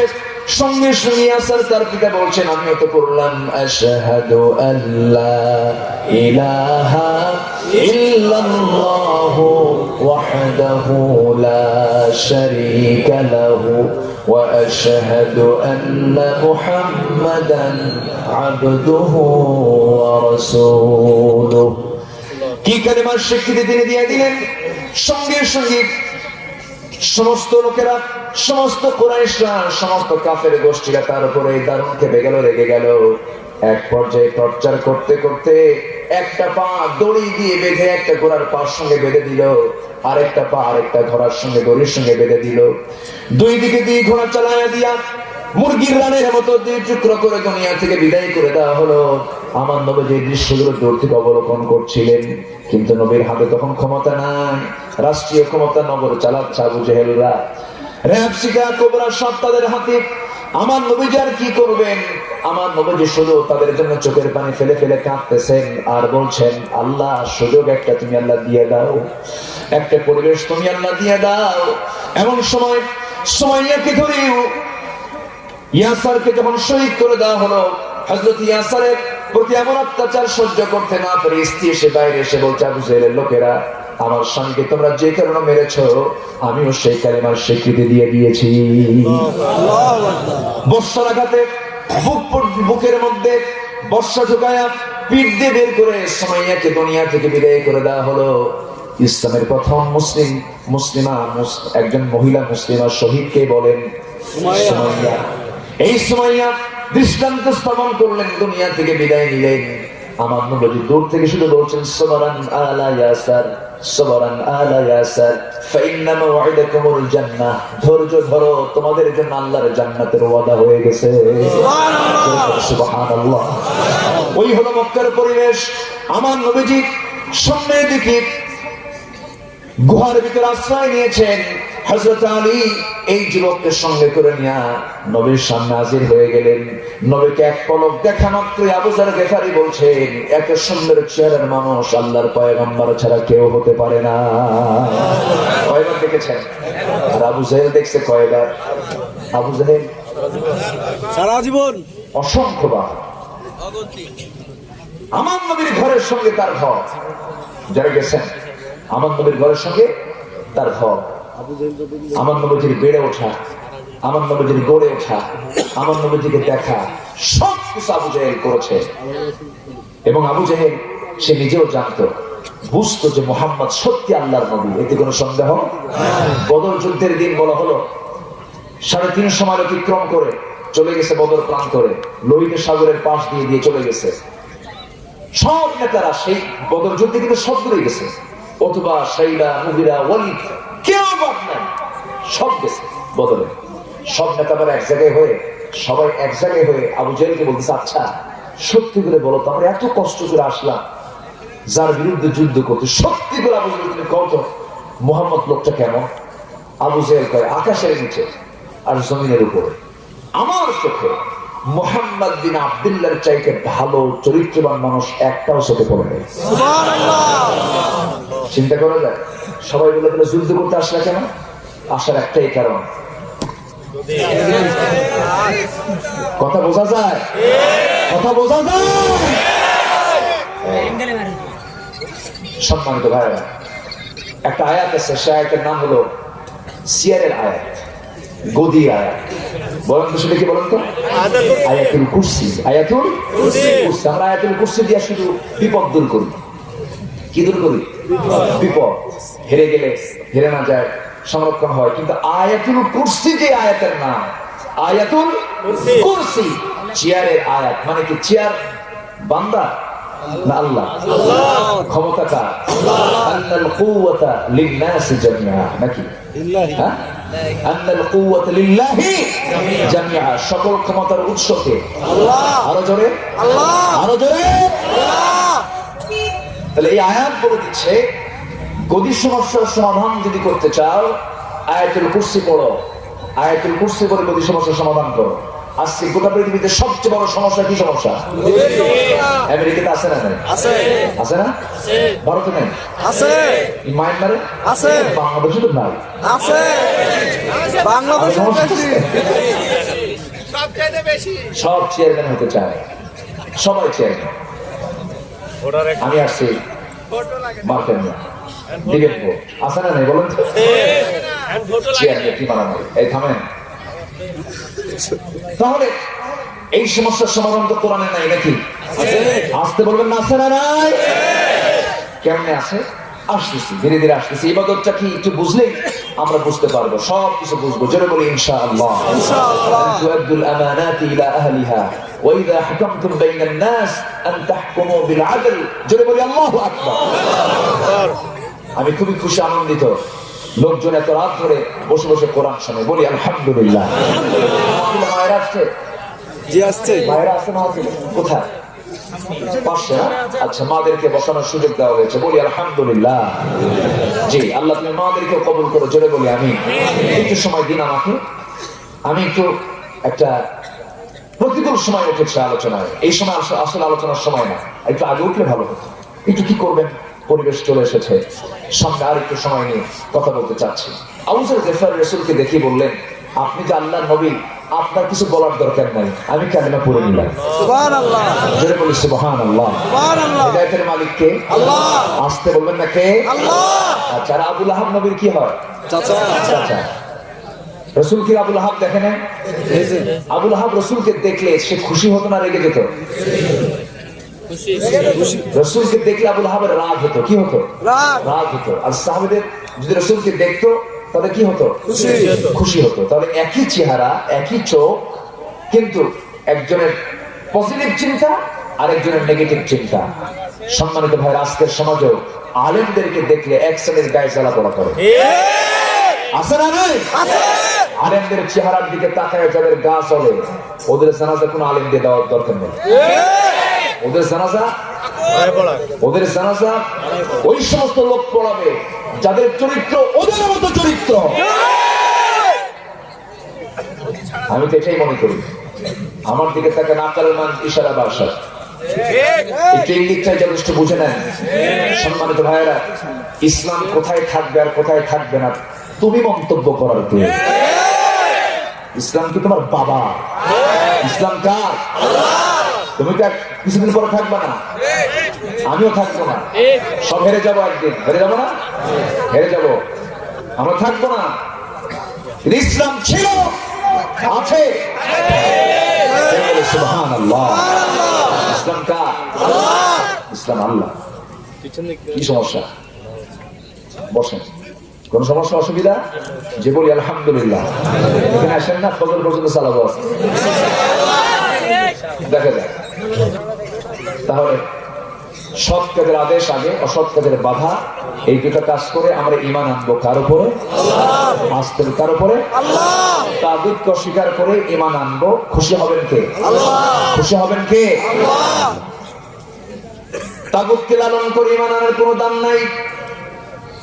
অসৎ কাজকে লালন করি, ভালো কাজকে প্রত্যাখ্যান করে ঈমান আনার কোনো মূল্য আল্লাহর দরবারে নাই। কারণ যারা মুনাফিক তারা কি করে? মুনাফিকদের কাজ হলো ইয়া'মুরুনা বিল মুনকারি ওয়া ইয়ানহাউনা আনিল মা'রুফ। যারা মুনাফিক তারা সৎ কাজে বাধা দেয়, অসৎ কাজগুলোকে চালু করে দেয়।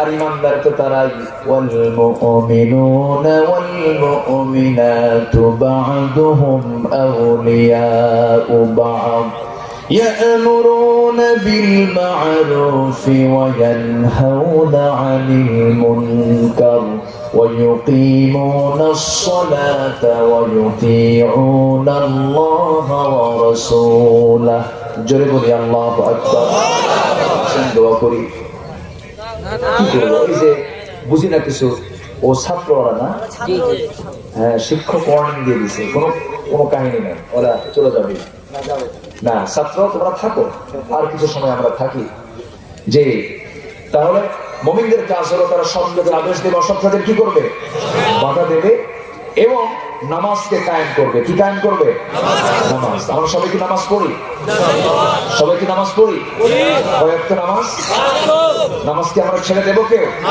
আল্লাহ তুমি সবাইকে নামাজই বানাও জোরে বলি আমিন আরো জোরে আমিন আবু যর গিফারি ইসলাম কবুল করলেন রাসূল বললেন আবু যর ইসলাম তো কবুল করলে মক্কার হাওয়া কিন্তু ভালো না আবু জেহেলের চতুর্পার্শ্বে লোকজন ছড়িয়ে দেওয়া যদি ঘূর্ণাক্ষরে কিছু জানে কিছু যদি বোঝে তোমাকে কিন্তু মেরে ফেলে দেবে তুমি তোমার দিন গ্রহণ করার কথা তুমি কাউকে তুমি বলতে চেও না এই কথা যখন বলেছে রাসূল যখন বলে দিলেন হুজুর ঠিক আছে আমি কাউকে বলবো না আমি চলে যাব আমার গোত্রের কাছে গিয়ে কালিমার দাওয়াত দেব এই কথা বলি টাটকা মুসলিম তো কি মুসলিম টাটকা মানে কেবল ইসলাম কবুল করছেন মোশান আছে না নাই এই মোশান মিয়া কাবার দরজার সামনে দাঁড়াইছে কাবার দরজা দেখা মাত্রই আবু যর গিফারি রাদিয়াল্লাহু তাআলা মনে মনে চিন্তা করলেন আহারে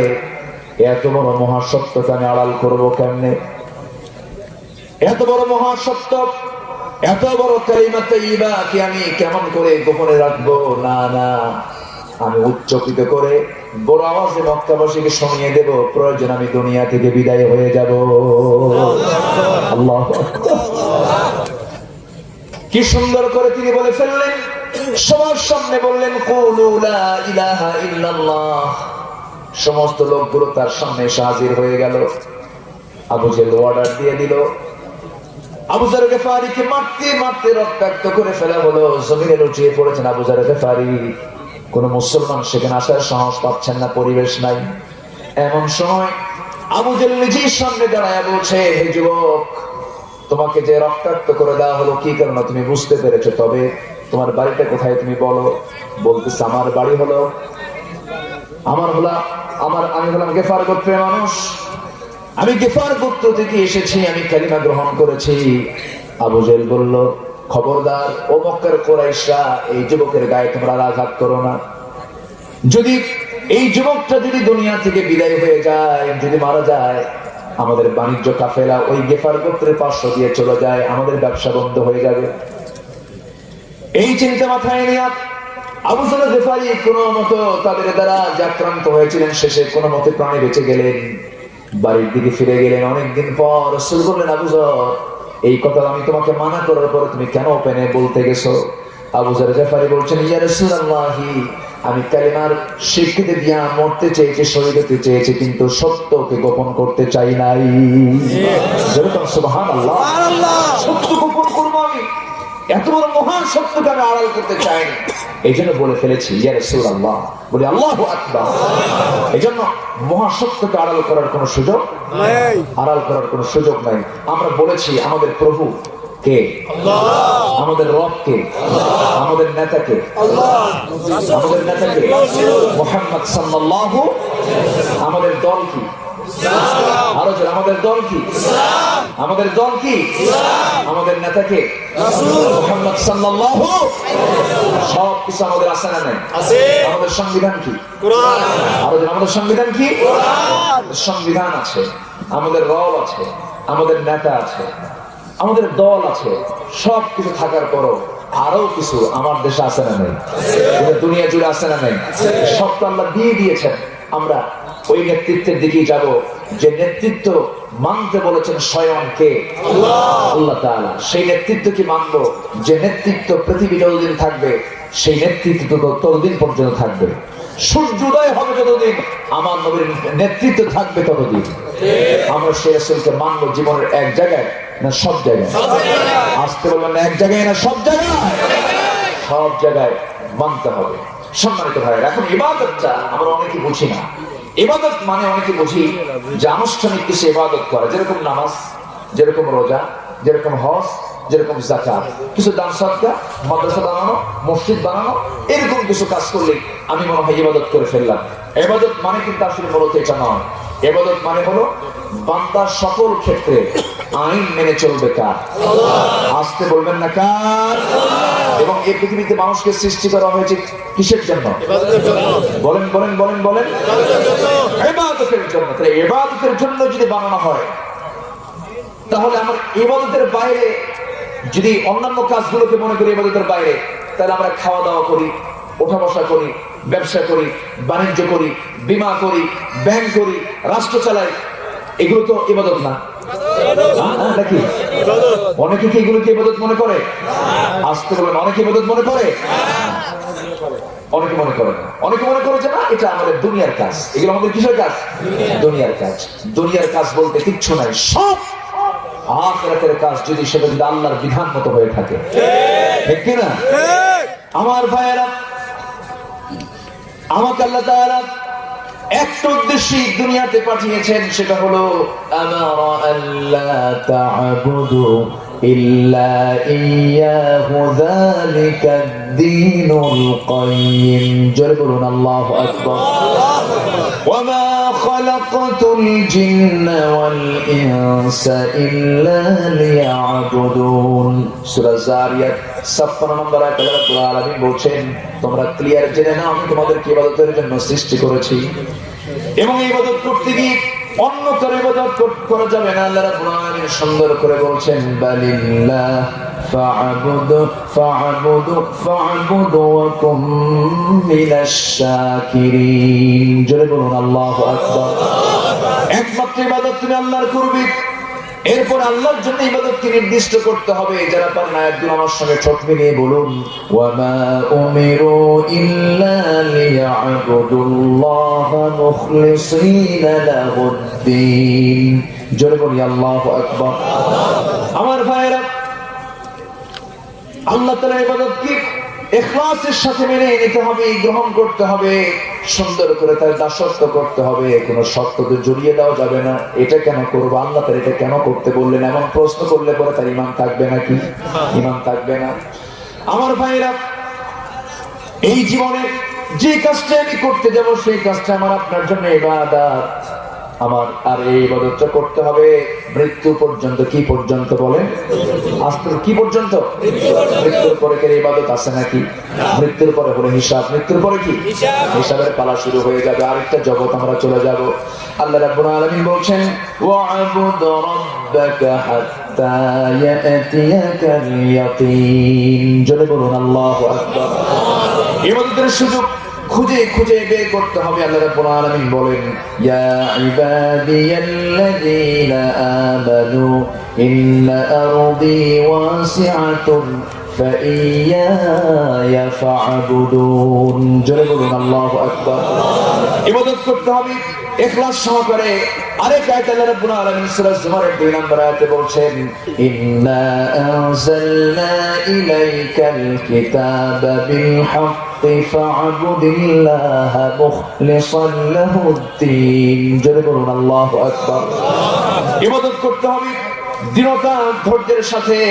রব্বুস সামাওয়াতি ওয়াল আরদি ওয়া মা বাইনাহুমা ফা'বুদুহু ওয়াসতাবির লিইবাদাতিহি হাল তা'লামু লাহু সামিয়া। জোরে বলুন আল্লাহু আকবার। ইবাদতের মধ্যে কোনো শিরক থাকা যাবে না। ইবাদত করলাম শিরক চলে এলো না, সেই ইবাদত আল্লাহর দরবারে মঞ্জুর হবে না। আল্লাহ রাব্বুল আলামিন সুন্দর করে বলছেন, খুব সুন্দর আয়াত, যারা পারেন ঠোঁট মিলিয়ে বলুন, সূরা কাহফের শেষ আয়াত, ফামান কানা ইয়ারজু লিকাআ ربه فليعمل عملا صالحا ولا يشرك بعبادة ربه أحدا جربنا الله أكبر ইবাদত করব আমরা আল্লাহর কিন্তু শিরকের কোনো বন্ধ রাখা যাবে না শিরক মিশ্রিত যদি ইবাদত হয় সে ইবাদত আল্লাহর দরবারে মঞ্জুর হবে আরেক জায়গায় বলছেন ওয়াল্লাযীনা আমানু ওয়ালাম ইয়ালবিসু ঈমানাহুম বিযুলমিন উলাইকা লাহুমুল আমনু ওয়া হুম মুহতাদুন জোরে বলুন আল্লাহু আকবার ঈমান যারা আনবে এবং ঈমান আনার পরে জীবন বেঈমানের সাথে ইবাদতের সাথে শিরককে জড়াবে না তার জীবনটা জুলুমের দ্বারা জুলমুন আয় শিরকুন জুলুম মানে এখানে শিরককে বোঝানো হয়েছে শিরকের দ্বারা যে জীবনটাকে সাজাবে না আল্লাহ বলছেন সেই বান্দা নিরাপত্তা পেয়ে যাবে সেই বান্দাকে আমি আল্লাহ জান্নাত দেব জোরে বলি সুবহানাল্লাহ তবে হ্যাঁ সবকিছুর একটা টাইম আছে আমার নবী মক্কার যখন বাসিন্দা ছিলেন সেই সময় মক্কার সেই কাবার ভিতরে মূর্তি ছিল কি ছিল না ছিল আসতে বলে না ছিল কি ছিল না আমার নবী যে একদিন ওই কাবার সামনে দাঁড়ায়া মনে মনে চিন্তা করলেন সেজদা দিলাম বাইরে সেজদা দিয়ে আমি আল্লাহকে খুশি করলাম আজকে কাবার ভিতরে ঢুকবো আমি কাবার ভিতরে ঢুকে আমি সেজদা দেব কাবার মধ্যে যখন কোনো বান্দা ঢুকে তখন তার কিবলা কোন দিকে আসতে কোন কেন ভাই একদিকে না সব দিকে যেদিকে ইচ্ছা সেই সব দিকে এই খাহেশ সবার আছে না সবার থাকে না খাহেশ আছে যেতেও তো পারি আমরা যেতেও তো পারি আমরা দোয়া করি আল্লাহর কাছে বলি আল্লাহ এমন সুযোগ সবাইকে দিয়ে দাও জোরে বলি আমিন আমার জীবনের একটা বড় আশা বহুবার গিয়েছি আল্লাহর ঘরে কিন্তু ভিতরে চান্স এখনো পাইনি দেখে তো লাইন টাইম করতেছি মাঝে মাঝে যাই কাবার ইমাম এবং মদিনার যারা ইমাম আছেন তাদের সঙ্গে একটু মাঝে মাঝে সময় কাটাই একটু বসি একটু গল্প করি একটা লাইন আছে দেখি কোন একটা সুযোগ যদি চলে আসে আল্লাহ যেন আমার এই আকাঙ্ক্ষা যেন আল্লাহ রাব্বুল আলামিন কবুল করে কারণ ওই জায়গায় গেলে পরে অনুভূতিটা কেমন হবে যেদিকে ইচ্ছা সেই দিকে নামাজ জোরে বলে সুবহানাল্লাহ আমার নবীর খায়েশ হলো যে আমি যে ভিতরে যাব কিন্তু কাবার চাবি তখন তার হাতে নাই কাবার চাবি তখন ওসমান বিন তালহার হাতে ওসমান বিন তালহাকে বললেন ওসমান বিন তালহা একটা কথা বলি তোমার কাছে আমার একটা প্রস্তাব হলো তুমি আমাকে যে কাবার চাবিটা দিবা এই কথা শোনা মাত্র ওসমান বিন তালহা খেপে গিয়ে রেগে গিয়ে শেষ করে দেবো অনেক রাত হয়েছে আসলে মানুষ চলেও যাচ্ছে কি করি হ্যাঁ মাদ্রাসা মাহফিল যেহেতু হ্যাঁ কোন সমস্যা নাই তো এখন দেখবো আমি একটা লোক যেন না আছে রাজি আছেন পাহারা দেবে কে আল্লাহ পাহারা দেবে আপনি পাহারা দেবেন যে আপনার পাশে কে উঠলো রাজি আছেন সবাই তাহলে আমি আলোচনা চালাবো আপনি উঠবেন আমার আলোচনা হেরে যাবে তো আমি আলোচনা কোনো পয়েন্ট পেতে পারবো না 12টা পার হয়ে গেছে এটা একটু কষ্ট কারণ ঠান্ডার মধ্যে বসে আছে ঠান্ডা নেই মহা গরমে আছে আচ্ছা সম্মানিত ভাই জি ওসমান বিন তালহা সেই সময় বললেন মুহাম্মদ তুমি কি বলো এটা এই কথা বলে একটা ধাক্কা দিয়েছে রাসূল মুখ থুবড়ে পড়ে গেছে তাফসীরে এসেছে তিনি যখন মুখ থুবড়ে পড়ে গেলেন আমার নবী গাছ থেকে উঠে দাঁড়ালেন আমার নবীজিকে যদি কেউ ব্যক্তিগত কষ্ট দিত রাসূল তাকে মাফ করে দিত সুবহানাল্লাহ একটু আসতে বলে সুবহানাল্লাহ মহামানব কেমনে হয় মহামানব কেমনে হওয়া যায় না যে ব্যক্তিটার জীবনে একটা মিথ্যা নাই পৃথিবীতে আদম থেকে শুরু করে নিয়ে কিয়ামত পর্যন্ত এমন লোক আসবে না যার জীবনে এরকম রেকর্ড আছে আমার নবীর জীবনে একটা মিথ্যা রেকর্ড নাই জোরে বলে সুবহানাল্লাহ তিনি কি রাজনীতি করেন নাই মিথ্যা দিয়ে রাজনীতি করেছেন অনেকে বলে রাজনীতি করতে হলে কিছু মিশা কথা কয় লাগে ওই সমস্ত রাজনীতির জুতা মারি যে নোংরামি করতে গিয়ে আমাকে মিথ্যা কথা বলতে হবে সেই নোংরামির দরকার নাই যা বলবো আমরা সত্য কথা বলবো বাতিলের সামনে আমরা মাথা নত করবো না এটাই হচ্ছে মুসলমানদের কাজ আল্লাহ কবুল করুন আমিন সম্মানিত ভাইয়েরা আমার নবীজি আস্তে করে দাঁড়ায় গেলেন আমার নবীজি কখনো প্রতিশোধ নিতেন না। ব্যক্তিগত কোন আক্রোশ কেউ যদি তার উপরে খাটাতো, রাসূল তাকে মাফ করে দিতেন। একজন ইহুদির কাছ থেকে রাসূল টাকা নিয়েছিলেন, সেই টাকা খরচ নেওয়ার পরে নির্দিষ্ট দিনে ফেরত তিনি দিবেন। তার কয়েকদিন আগে এসে বলছে, ইহুদি মুহাম্মদ টাকাটা ফেরত দাও। রাসূল বলেন, আজকে তো ধার্যের দিন না, আজকে আমি তোমাকে দিতে পারবো না। সহজতা করে তর্ক বিতর্ক করে রাসূলকে খেপায় দিল। খেপাতে চাইলে রাসূল খেপতেছেন না। এক পর্যায়ে চাদর ছিল গলায়, রাসূলের চাদরটা যখন টান মেরে ধরেছে, ইহুদিটা নবীজির গলার সঙ্গে চাদরটা লেগে কিছু অংশ ছিঁড়েও গেল। আমার নবীজিকে জখম করে দেওয়া হলো। সামনে সাইয়েদনা ওমর ফারুক এই দৃশ্য দেখে ওমর ফারুকের চক্ষু লাল হয়ে গেছে। বলছে, হুজুর এত বড় বেয়াদবি খাইয়া ফেলাবো, বুঝলেন না? এরকম ওমরের কিছু দরকার আছে না? এত বড় বেয়াদবি করে, শুধু আপনি অর্ডার দেন, দেখেন ওরে কি করি এখন। রাসূল বলেন, ওমর তুমি চুপ থাকো, তুমি বুঝো না, এত মেজাজ দেখাতে হয় না। ও বুঝে নাই আমাকে মারছে, আমি ওরে মাফ করে দিলাম, যা। জেনে বলে সুবহানাল্লাহ। মসজিদের ভিতরে এসে ইহুদি পেশাব করে। তাও কি পেশাব করে কেমনে?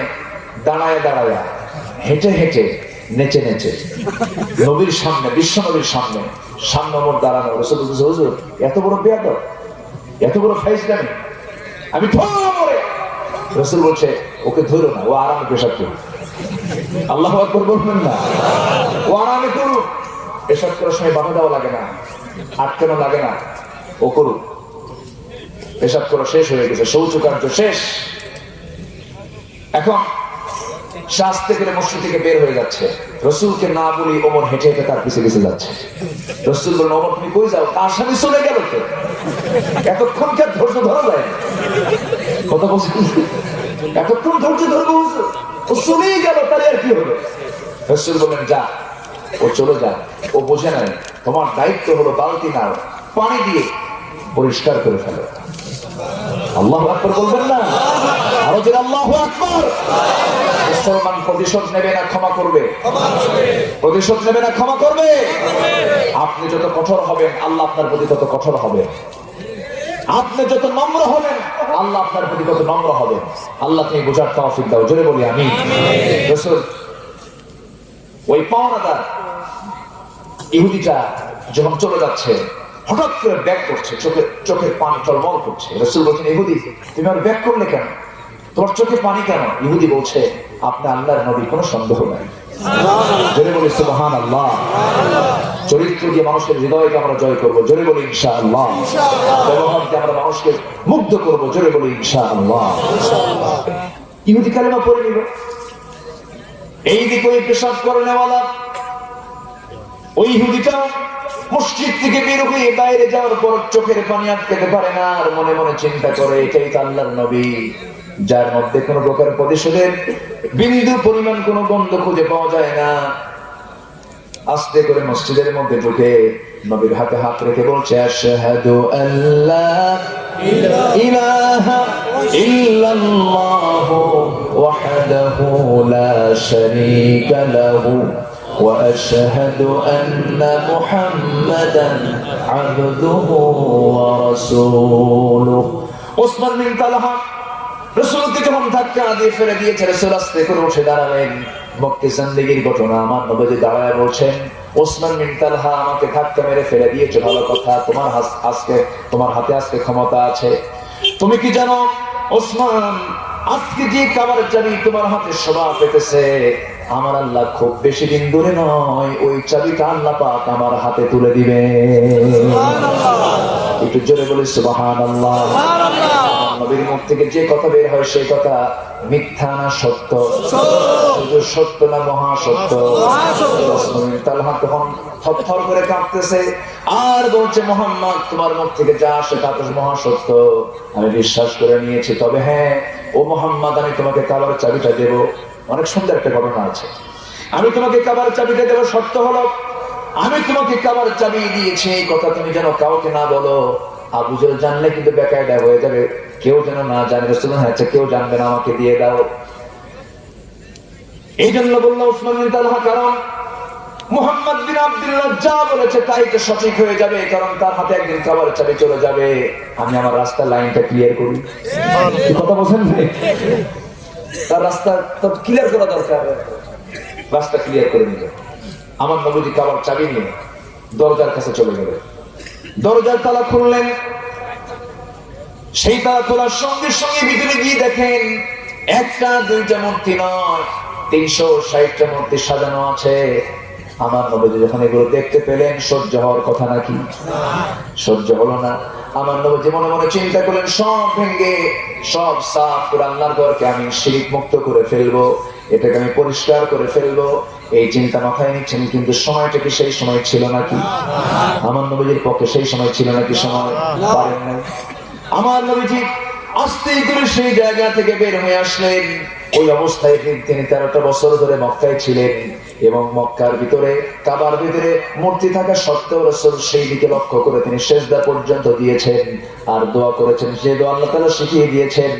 وقل رب أدخلني مدخل صدق واخرجني مخرج صدق واجعل لي من لدنك سلطانا نصيرا وقل جاء الحق وزهق الباطل إن الباطل كان زهوقا جربنا الله أكبر আমার নবীজি মক্কা থেকে মদিনায় হিজরত করলেন।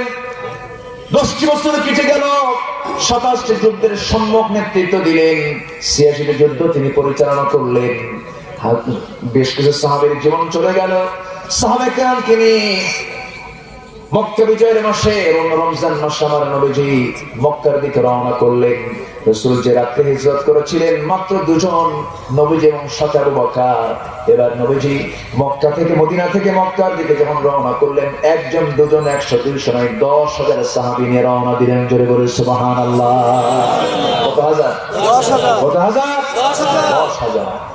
এবং সাথে বললেন, বেলাল আসো, চলো আমার সঙ্গে তুমি থাকবে। আমার নবীজির সাথে সব সময় থাকতেন বেলাল বিন রাবাহ রাদিয়াল্লাহু তাআলা আনহু, একজন আফ্রিকান নিগ্রো নাইজেরিয়ান কালো কুসকুসে একজন মানুষ। বিশ্বের সেরা সুন্দরের পাশে থাকতেন মুয়াজ্জিন বেলাল, কালো।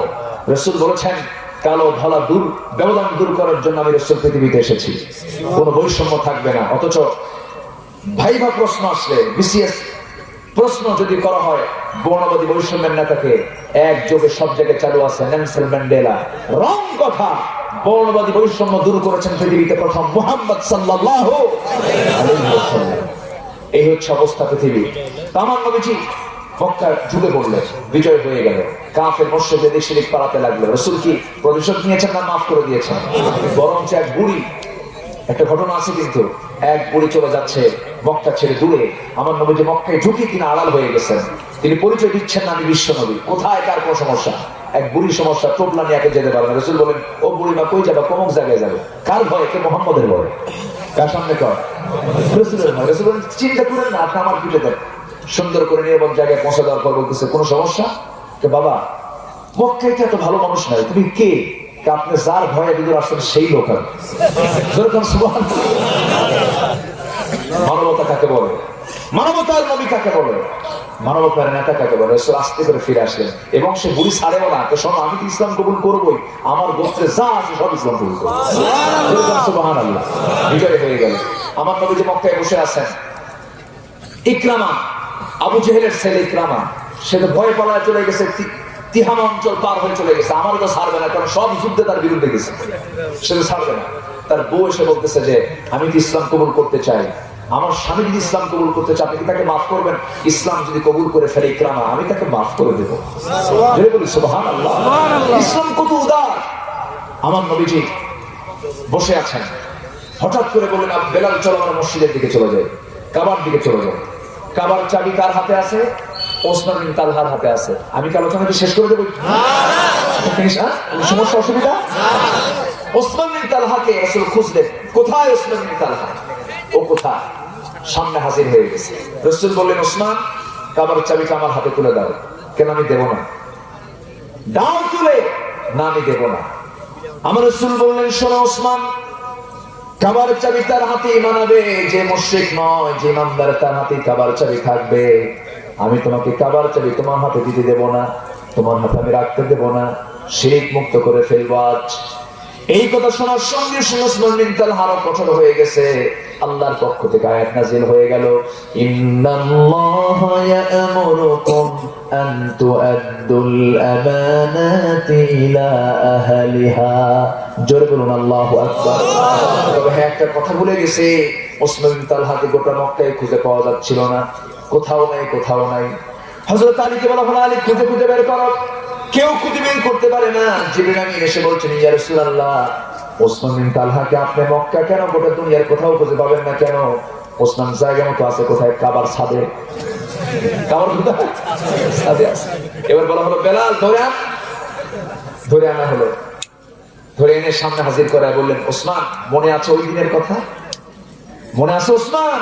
ওই দিনটার কথা কি মনে আছে? হকের বিজয় আসবে একদিন বাংলার জমিনে, ইনশাআল্লাহ আসবে। জোরে বলে ইনশাআল্লাহ। জি। আমার রাসূল বললেন, চাবিটা দাও। দেব না। আয়াত নাযিল হলো যে যার জামানত তার হাতে ফেরত দেওয়া হোক। রাসূল বললেন, ওসমান, তোমার হাতে কাবার চাবি থাকবে। ওসমান কেঁদে ফেলে বলছেন যে ইসলাম এত উদার হতে পারে, সেই ইসলাম ছেড়ে কেন ওসমান থাকতে পারি? আমি কালেমার ঘোষণা দিয়ে মুসলমান হয়ে গেলাম। সুবহানাল্লাহ। আজ পর্যন্ত ওই কাবার চাবিটা ওসমান বিন তালহার পরিবারই আছে, কিয়ামত পর্যন্ত তাই থাকবে। জোরে বলি আল্লাহু আকবার। আল্লাহু আকবার। আসেন দোয়া করি। তাও দোয়া করবেন না, বলি আলহামদুলিল্লাহ। আমরা ইবাদত করব কার? আল্লাহ। ঈমান আনবো কার উপরে? নামাজ পড়বো কয় ওয়াক্ত? বাড়িতে মা বোন আছে না সবার? আচ্ছা, শাশুড়িদের কিছু সমস্যা আছে না? আমি একটু চিন্তা করলাম কালকে থেকে আজ পর্যন্ত। সমস্যাটা হলো, একই মহিলা, তিনি শাশুড়ি, মা বোনরা কি মনে করবে আজকে আল্লাহ জানে। কি যে দিয়ে যাবেন আজকে, কার পক্ষে যে কথা বলবেন, বেটার বউ না শাশুড়ি? এই একটা সমস্যা আমার দেশে আছে না? বলেন তো। মনে হয় আপনাদের নাই? হ্যাঁ, আছে না? প্রবলেম কিন্তু আছে। একই মহিলা জামাইয়ের যখন প্রশংসা করতেন, আমার জামাইটা খুব ভালো, এত ভালো জামাই, আমার মেয়েটিকে বিন্দু পরিমাণ কষ্ট দেয় না, আমার মেয়ে যা বলে আমার জামাই তাই করে, তাই শোনে, এমনকি কাপড় চোপড়ও ধুয়ে খুব ভালো। কিন্তু আমি আমার বেটাকে ভালো করতে পারলাম না। কি কথা কি বুঝতেছেন? বেটা আমার ভালো হলো না। আমার ছেলেকে এত বুঝায়, সে আমার কথা বুঝি না, খালি বেচারা বউ, খালি বউ, খালি বউ, খালি বউ। কি কথা কি বুঝতেছেন? তাহলে এক মুখে কয় কথা হলো? কয় কথা হলো? তাহলে ছেলে বউকে কি নিজের মেয়ে মনে করা হয়েছে? নিজের মেয়ের মতো মনে করা হয়েছে? আমার মা যারা আজকের মাহফিলে আসছেন, আমার এই আলোচনাগুলো সব জায়গাতে যাচ্ছে, আমি সেই সমস্ত মুরব্বীদেরকে বলবো, ছেলে বউটাকে মেয়ের আকারে, মেয়ের কাতারে নিয়ে আসেন, দেখবেন কোনো গন্ডগোল লাগবে না। আপনি যে মেয়েটাকে আপনি পেয়েছেন, সে তো আরেক বাড়ির মেয়ে, সে অতিথি হয়ে আপনার বাড়িতে আসছে, সে তো অতিথির মতো, মেহমানের মতো আপনি সম্মান করেন, স্নেহ করেন, ভালোবাসা দেন, কোনো গন্ডগোল লাগবে না। এই সমস্যাটা কিন্তু জটিল। আমাকে প্রায় অনেক যুবক বলে, হুজুর, আমি আম্মার সঙ্গে থাকতে পারি না, আমার বউকে দেখতেই পারে না। আছে না? বলেন তো। কিন্তু আমার মা, আপনি তো বড়, আপনি সিনিয়র, আপনাকে বিষয়টা বুঝতে হবে। চিন্তা করুন, আপনি মা, আপনার সন্তান পেট থেকে পৃথিবীতে এসেছে, সেই সন্তানের মুখে কোনো দাঁত ছিল না, কতদিন কষ্ট করে করে তিলে তিলে মানুষ বানায়, দুধ খাওয়ায়, 2 বছর যখন হলো তখন সে মা ডাক্তার শিখেছে। আর অন্যের বাড়ির একজন নতুন মানুষ এসে প্রথম দিনে সেই বলতেছে মা। কি কথা কি বোঝা গেল? এই জন্য এই বিষয়গুলো একটু বুঝতে হবে। আবার ভাইদেরকে বলবো, বউ বড় না মা বড়? অনেকে চুপ করে আছে, হুজুর কি কব, বলেন বউ বড় না মা বড়? মা বড়। বউ খুঁজে পাওয়া যায় হেরে গেলে, যদি চলেই যায়, বউকে আবার খুঁজে পাওয়া যায় না। বিকল্প আছে না? বিকল্প আছে না? মায়ের বিকল্প তো আছে, মায়ের বিকল্প আছে। এই ওয়াজটা একটু সকাল সন্ধ্যা বউকে শোনাবেন। শোনো, বউ তো পাল্টান যায়, মা তো পাল্টাতে পারে না, কখন কি করবে? তুমি আমার বউ, আমি তোমার দারুণ ভালোবাসি, কিন্তু মা আমার তোমার চোখে তো খারাপ নাও হতে, মানে ভালো নাও হতে পারে, কিন্তু মা তো আমি পাল্টাই কেন বলো? এই নিয়েই থাকি না বউ। কি কথা কি বোঝা গেল? বুঝান দিতে হবে। আমরা খুব লেভেল করব, আমরা খুব ব্যালেন্স করব, জোরে বলি ইনশাআল্লাহ। এই সামাজিক কথাগুলো কি বলার দরকার আছে না? আচ্ছা, শুধু ওয়াজ করলেই তো হয় না, কোথায় কোথায় সমাজের রোগগুলো আছে এই রোগগুলো ধরে দেওয়ার দায়িত্ব আমাদের আছে। একটু বললাম, আল্লাহ তুমি সবাইকে ফলো করার তৌফিক দিয়ে দাও। সম্মানিত ভাইয়েরা, অনেক রাত হয়েছে, আমি আর সময়কে ক্ষেপণ করবো না। তার আগ দিয়ে আপনি কখন আসলেন? আমার বিশ্বাস কিন্তু উনি, বুঝলেন, মানে আমি ওনাকে খুব ভালোবাসি। তাহজিব সেন্টারের স্বত্বাধিকারী, অত্যন্ত ভালো মানুষ, হাফেজ, আলেম, ইসলামিক স্কলার। আল্লাহ তুমি আমার আলী আহমদ আখন্দ ভাইকে তুমি আল্লাহ কবুল করে দাও, জোরে বলি আল্লাহুম্মা আমিন।